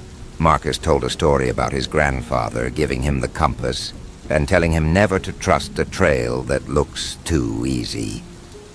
Like this one? I asked, nodding toward the opening we'd carved into the brush. He poked the fire. This isn't a trail.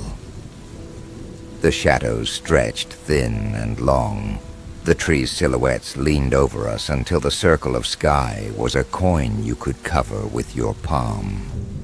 I tried to name constellations. They seemed wrong. Shifted. The stars looked too sharp, like points punched through a black sheet. When the fire burned down to heart coals, we crawled into our tents. The nylon mushed the world into soft shapes and softer sounds. The zipper teeth muttered closed. I lay on my back and watched my breath fog the beam of my headlamp. Sometime after midnight, I woke to a sound.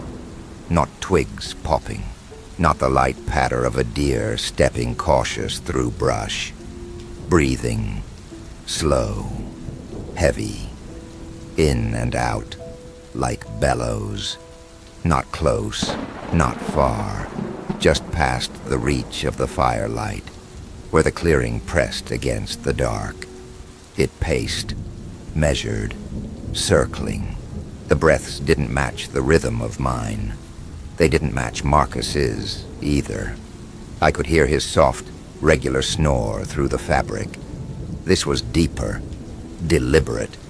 Something that enjoyed the drag of air. Then the scrape.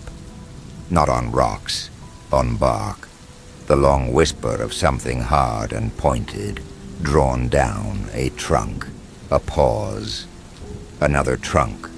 Another pause. Around us. I held my breath until my chest hurt. Until my body insisted on air, and I let a little out and drew a little in, trying to move the tent as little as possible.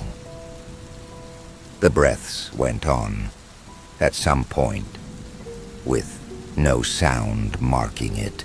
The air felt different, thinner, cleaner. The breathing wasn't gone exactly. It was sated, or amused, or something I don't have a word for. When I woke again, it was gray morning and my mouth tasted like I'd been sucking pennies. Marcus had the camp stove going and kept glancing over my shoulder at the trees. "You hear anything?" he asked. "Breathing," I said. He nodded once, like that was an answer he'd been waiting for and didn't like.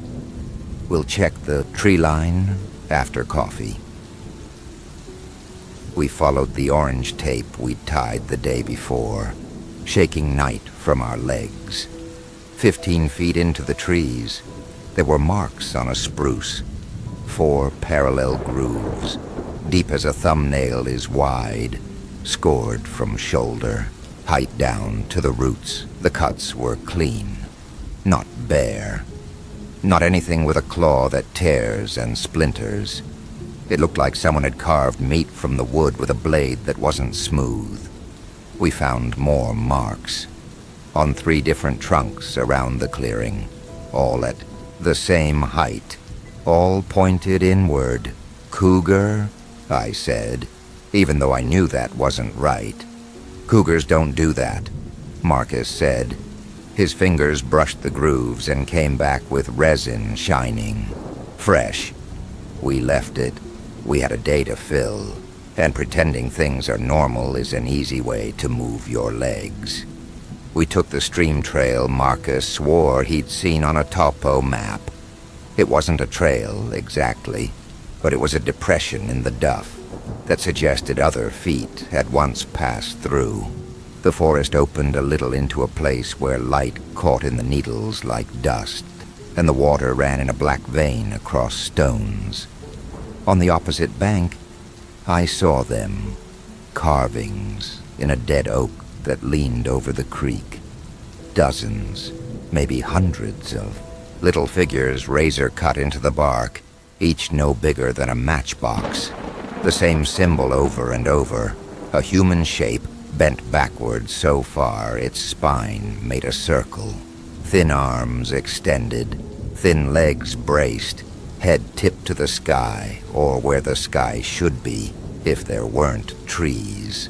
Every one of them faced the direction of our clearing. "Hey," I said, pointing. Marcus stared for a long time. "Those weren't here last time." Last time. My skin tightened. "You've been out here before." He didn't answer. He crouched and wetted a handkerchief in the stream, then scrubbed the closest marks. The water ran gray and then pinkish. The carvings had bled. Whoever made them had cut through live cambium.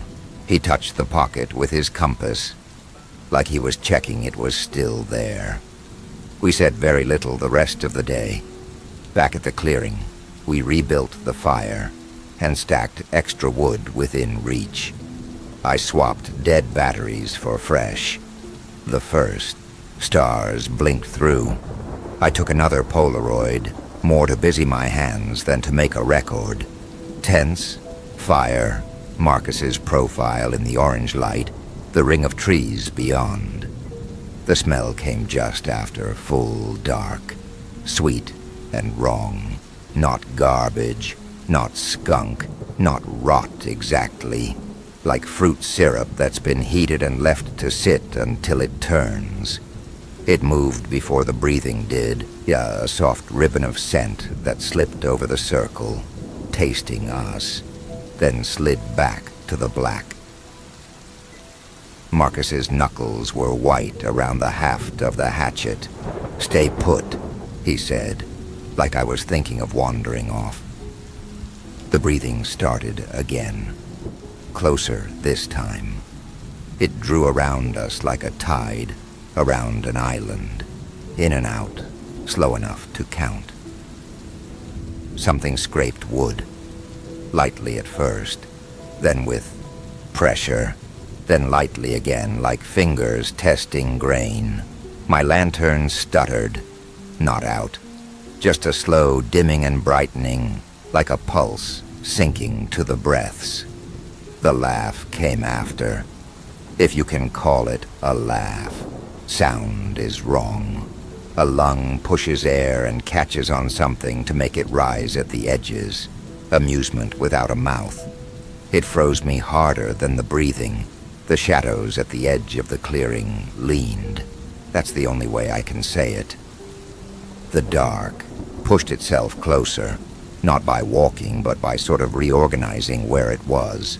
The fire had to decide how far it reached, and it chose us and nothing else. Something stood just beyond that reach. I saw the outline as a cut in the dark, not because it reflected light, but because it refused it. Tall, much too tall, arms long and loose at its sides, shoulders pointed, ribs like the slats of an old barrel, a head tilted the wrong way, like a listening dog that doesn't understand you. I brought the Polaroid to my face and pressed the shutter. The flash punched a hole in the night. When it collapsed back in, the edge of the clearing was empty. The smell thickened. We didn't say a word. We didn't sleep. Every noise meant the same thing, so words weren't useful anymore. By dawn, mist hung knee-high over the grass. Everything that should have felt like relief just felt like a reprieve. Checked the Polaroid as we packed. The clearing wasn't there. No trees, no tents, no auras of firelight. The whole frame was a wash of whiteness like snow with no texture. Centered on it, perfectly centered, was a little figure, bent backward into a circle, smiling with a mouth thin as a cut. My first thought was that the camera was broken, but when I lifted it, I could feel the warm square still developing under my thumb. The lens was intact. The shutter had worked, and something had worked back. "We're leaving," Marcus said. His voice was raw from not talking. "We should have made it back in 3 hours. It took us 9. The forest we entered wasn't the forest we left. The orange tape we'd tied on the way in hung in different places, higher on some trees, lower on others, and on one trunk it was threaded through a ring of gouges like someone had looped it into a smile. We reached places we didn't remember passing, and didn't reach places we should have hit." The compass needle trembled in a slow circle, no matter how often Marcus tapped the glass. By mid-afternoon, I saw our own footprints in a patch of damp loam where a seep ran across the path. I felt a rush of relief, proof of a loop we could break if we only turned. But when I pressed my boot into the print, it didn't match. The tread pattern was right. The size was right. But the angle of the heel, the depth of pressure, the place where I scuffed my toe, none of it lined up with the way I walked. It was like the forest had traced my step wrong, or decided to try wearing it. We stopped at a low rise to drink. That's when I noticed the cairns, little stacks of rocks. No, higher than my knee, circled the knoll. The top stone on each pile was a thin, flat piece, carved with the same figure as the tree. The bent spine, the ring, the narrow arms, scratched with something sharper than a knife. Every cairn faced the direction we were traveling. All of them were new. Their bases sat on leaves that hadn't browned or curled. One stack had a feather tucked under the top stone. The feather was wet with something sweet and sticky. Marcus's face had gone a strange color. "We need to step off," he said. "This is bad sign." He said it like a phrase his grandfather had taught him, along with how to hold a compass and how to clean a fish. He cut left, deeper into a tangle of young fir. I followed because going a different way from the only person you came with felt like volunteering to be the lesson the woods wanted to teach. It got darker in the fir. Sound deadened. Our breath sounded too loud. The air felt warm in a way that wasn't temperature. It felt like the woods had been warmed once long ago and remembered it now. We broke out of the fir into another clearing, smaller than the first, oval. The grass here was different, shorter, slicker, like hair on skin. The trees around it leaned inward a degree or two, enough to notice if you stood still. The sky above it pressed closer than it should. In the center there was a ring of wood, not a structure, not a fence, just logs laid end to end in a perfect circle, bark peeled, pale wood exposed. Each log's inner face was etched with the same figure as the tree, as the stones, as the Polaroid. On the outside of the circle, in the grass, were little arrangements of things, bird bones wired together with thin twine, teeth strung like beads, ropes braided of something that looked like fibers and looked like hair. I didn't step into the ring. Every part of me that still believed in being untouched by things like fear and consequences refused all at once. Marcus edged along the perimeter and crouched. The pale wood wasn't dry. It was damp. It smelled sweet. "Let's go," he said. We didn't argue about direction anymore. We went away. The forest let us. By the time we reached the campsite, the sun was low and the clearing had that orange glow that makes everything it touches seem like a memory of itself. We didn't see our tents until we were right at them. They looked wrong, a little too tall, a little too narrow. The lines weren't exactly the lines we'd pitched. The bear bag hung on its limb, fat with food. The knot I'd used to tie it off was a knot I don't know how to tie. "Did you?" I started. "No," Marcus said. My Polaroid was on my sleeping pad, face down. I hadn't left it there. When I turned it over, it was a photo of the clearing, at night, with two figures standing at the edge where the trees begin. They were taller than the trees. They were bent backward in that circle way, arms too long and too slack. Between them, hanging on nothing, was something that might have been a smile. Our fire pit had been rearranged. Not scattered, rearranged. The stones were stacked into a ring taller than my calf, maybe 20 inches high. There were marks on the inside of each stone, burns but not from fire. Smudges, like something had exhaled on them until they turned black. "Pack," Marcus said. The word sounded like it hurt to push out. "We're not staying another night." We moved fast. I shoved the Polaroid under my shirt because my pack felt too far away from my skin. I didn't notice right away that the bright strips of orange tape on the perimeter branches were no longer bright. Their color had latched to a pale, dull peach, like a photo left in the sun. We should have left then. We didn't. We were slow because there were more things to look at than our hands.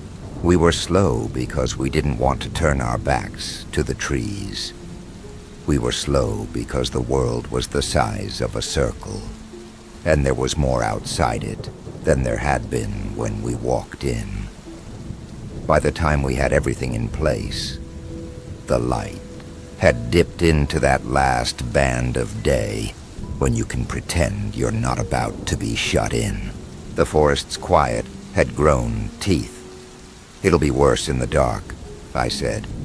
"I know," Marcus said. He said it like he was agreeing with gravity. He swung his pack up. He didn't look at me. "Go." We went. We didn't get very far. The tape we'd put up wasn't ours. It still sat on the branches where we'd tied it, but the knots were too tight, the tails too even. On one tree, someone had braided the tape into a little rope. On another, the end had been cut clean, not torn.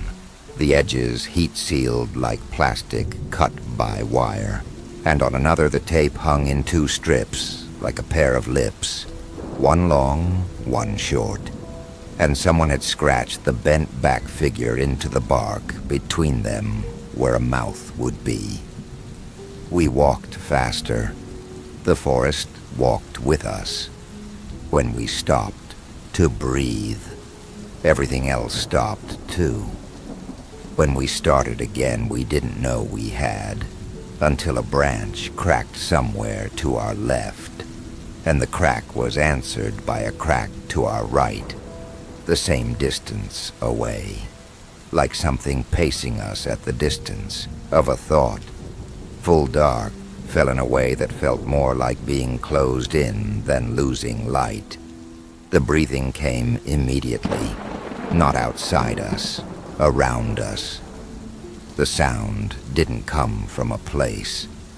It unrolled like a coil, and we were in the center of it. Inhale, exhale, slow, measured. Not the rhythm of an animal moving under its weight and air. The rhythm of something counting. We kept going, because stopping meant choosing a position to die in. I don't know how long we walked. My hands hurt from where nail met skin. My breath made small clouds that turned to black faster than they should. Somewhere in the middle of that, I realized Marcus wasn't beside me. I turned.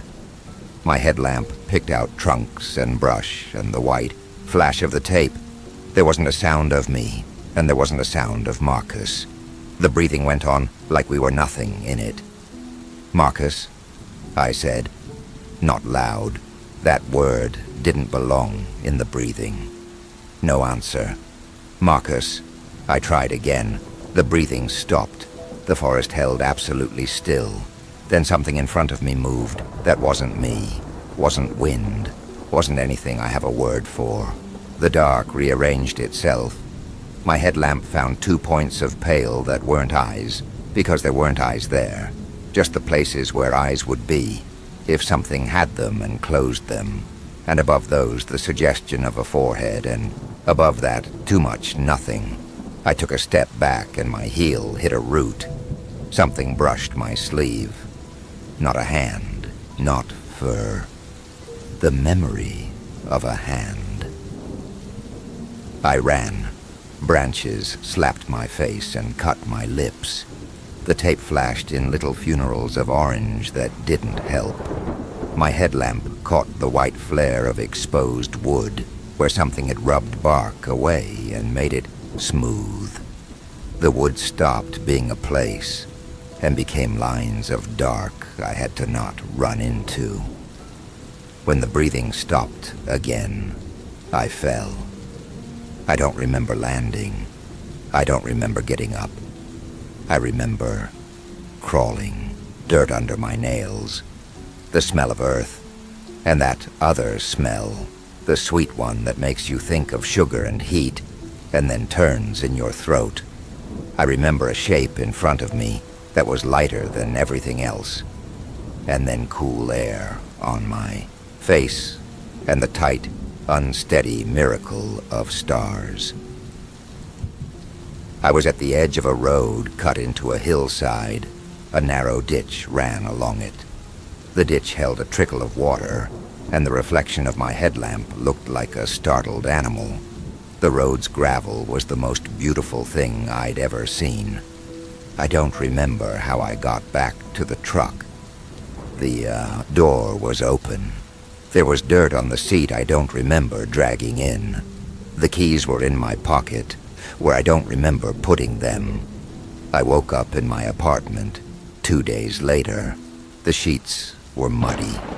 My mouth tasted like I'd been breathing through metal. My Polaroid camera sat on the kitchen table next to a glass of water I hadn't poured. The photo of the clearing with the single bent figure lay under the glass, like I'd put it there to keep it flat. Marcus's pack wasn't in my living room. His boots weren't by the door. His jokes weren't in my head where they should have been. His number was disconnected. His socials were empty, not deactivated, not private, scrubbed. The orange tape I'd tied and retied around my wrist that first day sat on the counter, pale as old scars, and then someone slid something under my door. It made a soft whispering sound when it came to a stop. I thought it was junk mail until I saw the knot. It was a strip of pale leather tied around a bundle of hair. Hair braided the same way Marcus used to braid his sister's hair at her soccer games when she asked him to do the rope one. I recognized the pattern. He'd shown me once leaning over a picnic table, laughing at how serious I looked while I tried to copy him. The braid was cut clean at one end. The cut had been heat-sealed. There were markings burned into the leather. Not letters I knew. Not any runic alphabet my desperate Googling would later suggest. Little figures in a line, each a perfect version of the one before. The bent body, the ring spine, the praised sky, the long, thin limbs, and on the inside of the leather, pressed into it like someone had used a brand smaller than a thumbnail, were 5 words in English. You were meant to watch. They weren't crooked. They weren't shaky. They sat straight and clean like something had pressed them one after the other with care. I stared at the braids so long, my vision went white at the edges. When I blinked and the room came back, the Polaroid camera had moved. It was closer to me by a few inches. The lens faced my chest. The strap hung off the table like a tongue. I hadn't touched it. I picked it up. My thumb found the shutter because that's what hands do when they don't know what else to do. The flash went off in my face. The apartment lit white and then collapsed back into itself. I put the camera down and waited for the photos to develop. The square stayed gray, longer than it should have. Then an image came up, like bruises emerging. It was the clearing, not the way my eyes had ever seen it. The grass was too smooth. The trees leaned in too far. The tents weren't tents. The ring of stones around the fire pit was taller, and the black on the inside of each was wet. 2 figures stood at the edge of the frame. They were bent backward into rings. They were taller than the trees. Where their faces should have been were the places for faces, and between them on nothing, a thin smile hung the way a strip of leather hangs when it's been tied, and then slipped. In the bottom right corner, smaller than my thumbnail, a 3rd figure stood between the first 2 like a child between adults crossing a street. Its face was Marcus's. I'm not posting this for attention. I don't care if you believe me. I'm posting it because sometimes, just before dawn, I hear breathing in my apartment walls. Not mice, not air through vents. The slow, patient draw of something that likes reminding me it doesn't have to hurry. And because the orange tape that I keep finding tied around my cabinet handles and my bedpost is getting paler And because I woke up yesterday with resin on my fingers and 4 parallel grooves scraped into the wood of my kitchen table at the exact height my shoulder is when I stand there. And because the Polaroid I left face down on the counter last night was on the floor this morning, and when I turned it over, it was blank white, except for a thin ring in the center, burned so lightly into the paper that you only see it if you tilt it to the light. I don't need sympathy. I just need someone else to admit. The woods aren't empty. They breathe. They wait. And if you camp in the wrong circle, they smile. Story number 5. Thinking back, I was probably 19, but I was definitely a sophomore. It was Christmas Eve, and I had decided to hitchhike from school in Providence up I-95 to meet with my family in Maine. Now, this was the 1970s, so I used to hitchhike all the time. It was the best way to get around the city when you couldn't afford a cab, so I had no problem sticking out my thumb and seeing where it took me. It's kind of sad that hitchhiking has become so verboten, because I ended up having some very groovy interactions as I bummed around New England in a stranger's car. On the other hand, this particular trip kept me from hitchhiking ever again. It was just past 8, and I was somewhere just outside of Portsmouth, right on the Maine and New Hampshire border. Earlier in the day, I had gotten picked up from Boston by a great couple. I can't remember their names, but I remember their Akita named Yojimbo. They were Kurosawa fans. I sat in the back and calmed the nervous pup, and as payment, they took me out to dinner. If I could, I would have traveled all the way to Maine with them, but they were heading west to Concord. So we parted ways over dinner and drinks. Unfortunately, as we had so much fun talking and eating and drinking, I had mismanaged the timing and would now be doing the last leg of my trip in the cold and dark. I knew that I could just walk along 95, and I would end up in Portland, where my family would be. It seemed simple enough. Just go until I got another ride. In hindsight, I should have stayed the night and gotten a hotel. I had the money, but I wanted to keep moving. I thought it would be fun to surprise the whole family staying at their cabin. My walk was powered with the idea of seeing their shocked faces as I pounded on the door, freaking them out late at night. I always loved pulling pranks and messing with my brothers and sisters.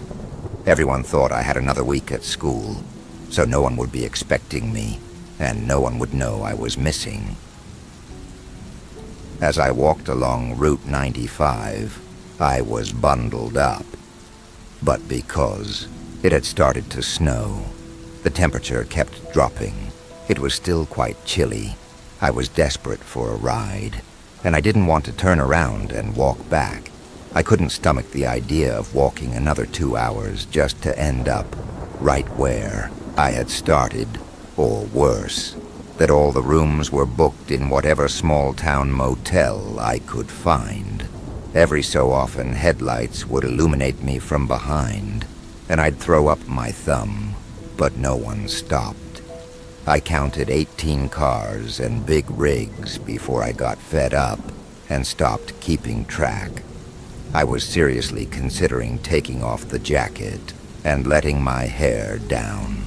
Being a lady was always a ticket to a free ride.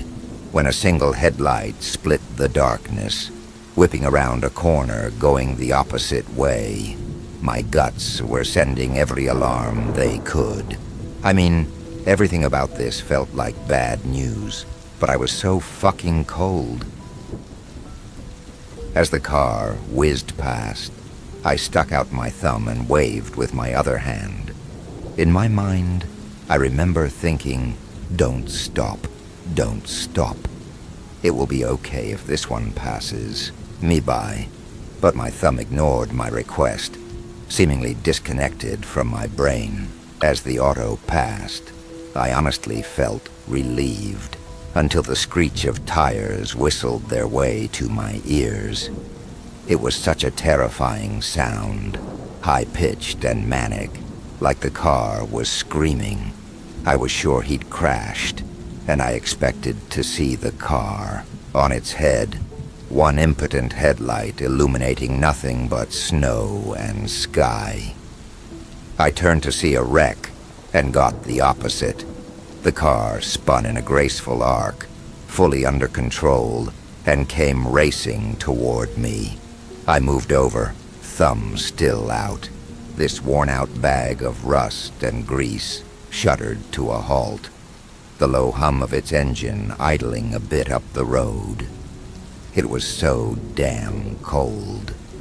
As I walked over to the passenger side door, an unseen hand began to crank down the window. I just said to myself, damn if I don't remember so clearly. Just say, you're okay, you live real close, and you don't have to get in the car. As I walked up to the window, ready to decline the ride, my jaw nearly dropped. I saw one of the best-looking men I'd ever seen, like the coloring of Al Pacino with the grin of Robert Redford. This dude was so hot. He had this disarming smile. He just smirked and said, "You need a ride?" I didn't even answer. I just opened the door and slid in. His name was Jerry, and he was a local mechanic, and he seemed really sweet. He asked me my name and where I was going. I told him to call me Sandy, and then I explained that I was headed up to see my family, but that I was going to surprise them. We made small talk. I told him about my major, computer science, and how it was going to revolutionize the world. He said that as long as he didn't have to deal with it, when he was fixing Chevys and Fords, they could put computers in whatever they wanted. Funny to think about now. Eventually I asked him how far he was going, and this was the first time any weirdness occurred.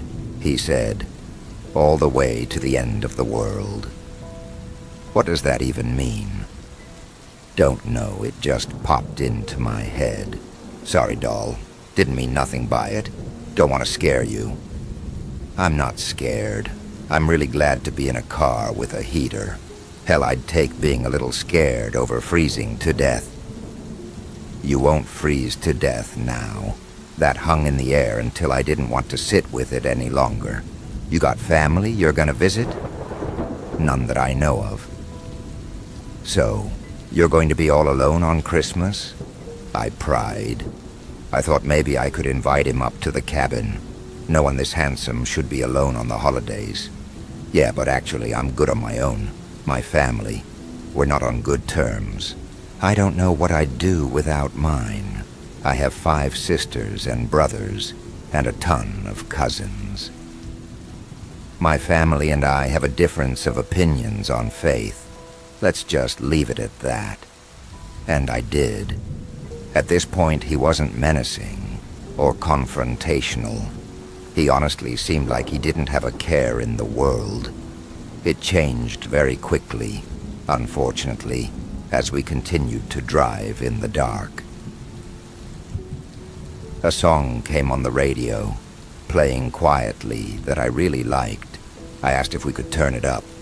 He said he loved Don't Fear the Reaper and wanted to show off his stereo. I was just jamming along, enjoying the song, the heat, the drive, the view. But every so often I'd see him move his lips, like he was talking, and he'd reach down, play with his right boot. I'd look over, give him an opportunity to talk about it, but he stayed silent. Right after the second chorus, he yelled out, "What?" And I said, "Huh?" His hand shot out and turned off the radio. The lights faded from the dashboard. He turned to look at me. "Hey, what did you say?" "I didn't say anything. I'm just enjoying the song." but he looked at me like I was lying. I put my hands up and crossed my heart. Honest. Nothing? Nothing about. And he trailed off a bit. I just shook my head. I saw his lips move. And it sounded like he said, I could have sworn. I just thought, whatever. The music was loud, just a mistake. Then after a minute, he turned his head slowly and, not unkindly, said softly, just tell me what you said. I'm not upset. My guy, Jerry. I didn't say anything. Sandy, it sounded like you asked me about it. About what? What we have to do. I don't know what you're talking about. If this is how it has to be, I'm new to this too. But this seems right. Is this... Are you joking, like... Are you pulling my leg? Are you fucking with me? And he kept looking at me, looking for some sign that I knew more than I did, which I absolutely did not. Then his face broke into a grin. Yeah, he laughed, albeit a bit nervously. I must be, right? And ran his hand through his unkempt hair. He lit a cigarette and I took one too and cracked the window a bit. The cold air felt nice on my face now that I had a heater pumping toasty metallic air into the cabin. As we sat and smoked, the tension did diminish a bit. I looked at him, he looked at me, and smiled. He had a great smile. He seemed fine now. I stubbed out my cigarette, and he tossed his out the window. Roll up your window. Want to see what this girl can do? And he pat the dash, like go fast, like go fucking fast. It's pretty wet out there. Should I worry? Hell no. Wet is best. And he had the audacity to wink at me. Wink. Any other guy on any other night, and I would have been repulsed, but everything about him made me want to say yes to anything he asked. I didn't get a chance to respond. He downshifted and gunned the engine, pushing me back into my seat and making me laugh from the exhilaration and fear. This did not feel safe, and I loved it. I would have leaned over and kissed him if the momentum hadn't pinned me to my seat. Yeah, girl. 55, 60, 65, 70. Baby, let's go. Okay, pretty fast. I've gotten her up to 110. I did all the modifications myself. New pipes, new carbs, added a blower on top, ton of power. I'm not afraid to die, are you? What? Are you afraid to die? Yes, I am. And I don't want to tonight. Please slow down. I heard you during the song. I'm sure of it. You agreed. You agreed. You know that it's time, Sandra. He took a long pause. If it isn't me, it has to be you. What? I'm sorry. But if it isn't me, it has to be you. That's just the way it is. And this is where it went from scary to terrifying. He reached down into his boot and drew a very long, very sharp-looking knife and stood it point down on the dashboard. I remember this for a fact. I might have gotten all of the other things mixed up about this story. It's been decades, but this I remember perfectly. The knife didn't move, not a millimeter. It was like it was stuck to the spot. I don't know if he had a fucking magnet set under the dashboard or he covered it in glue, but the knife stood on its point like a dancer in toe shoes. New England was whipping past us so fast, but inside that jalopy, it felt like the world had paused around us. What, why do you have that, Jerry? And he just turned to look at me and pressed his foot further down on the accelerator. He shifted again and the engine screamed. I looked over and the dial read 110 miles per hour. Okay, maybe this works. on the girls around here, but this is not sexy or cool or whatever. I don't like this, and I want you to stop the car and let me out right now." He just kept staring. Somehow we kept going faster. "Please, Jerry, please. I don't want to die. Please, Jerry, please." I didn't know what to do. The roadside whipped past us at over 100 miles an hour. My brain had accepted it. Outside was death. Inside was death. I was going to die that night. "If it isn't me, it has to be you." His words broke me from my stupor. I eyed the knife, and he smirked, like he was taunting me to take it. "What happens if I grab that knife?" He shifted again, pressing the accelerator completely to the floor. We were flying along Route 95, going faster than I've ever gone in my entire life. And he stopped, looking at the road. He locked his eyes onto me. "If it isn't me, it has to be you." Icy daggers stabbed me all over my body. I can't explain the way that he said it. The tone of voice. It wasn't hateful. It was like an obligation, like he didn't want to. He said it again. "If it isn't me, it has to be you." And he didn't say it the same way as the first time. There was some, God, fun in it. Like now that he got it out of him, he could enjoy it a little. That once you get past the fear of doing the thing, you start to feel comfortable, maybe even pleasure. "No," was all I could stammer out. "If it isn't me, it has to be you." "Stop it.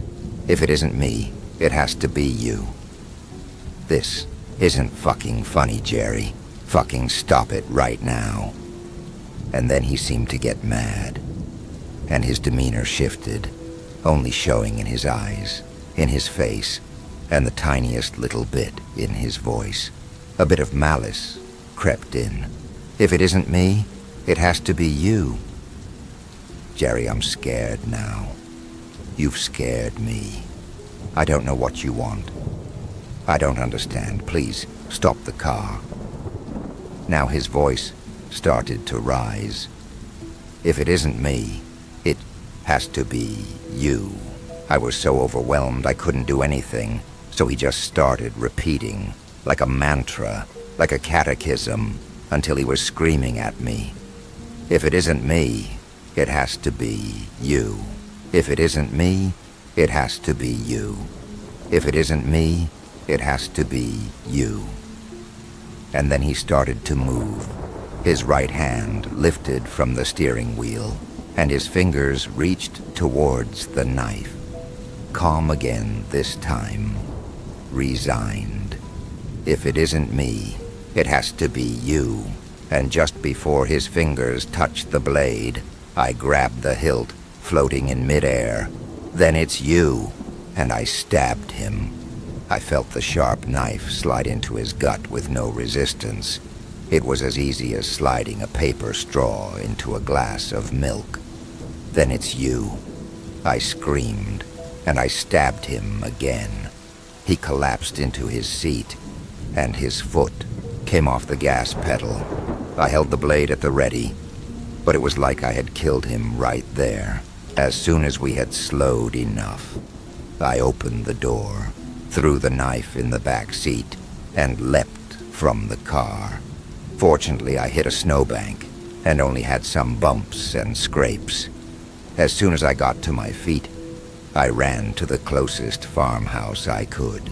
See, they let me in and drove me to the hospital for shock.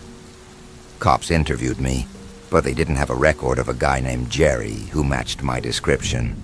They said they would call me to follow up, but they never did.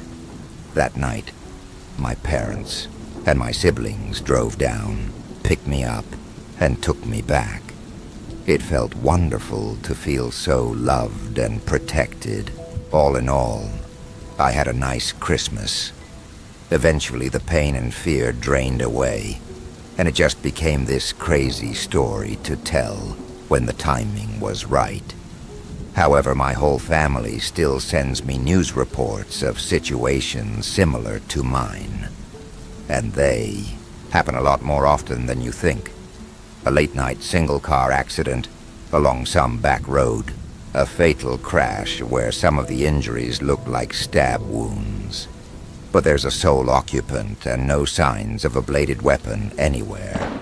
Invariably, a person is driving a car that was stolen or reported missing, usually ascribed to boozed-up joy, riding and ignored, since no one would expect there to be some connection between similar auto fatalities in Boise, Idaho, and Minsk, Belarus.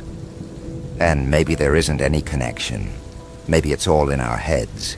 But I swear to God, as I opened the door to jump from the car that night, I heard Jerry laughing, and he called out, "Thank you, Sandy. I love when it's me." You survived, for now. But the shadows aren't done with you yet. If this story gave you chills like the video, share it with someone who dares to watch and comment your thoughts, especially if you're watching in the dark. Subscribe to Spectral, Shadows, where fear never sleeps, and the next nightmare is always waiting. We'll be watching.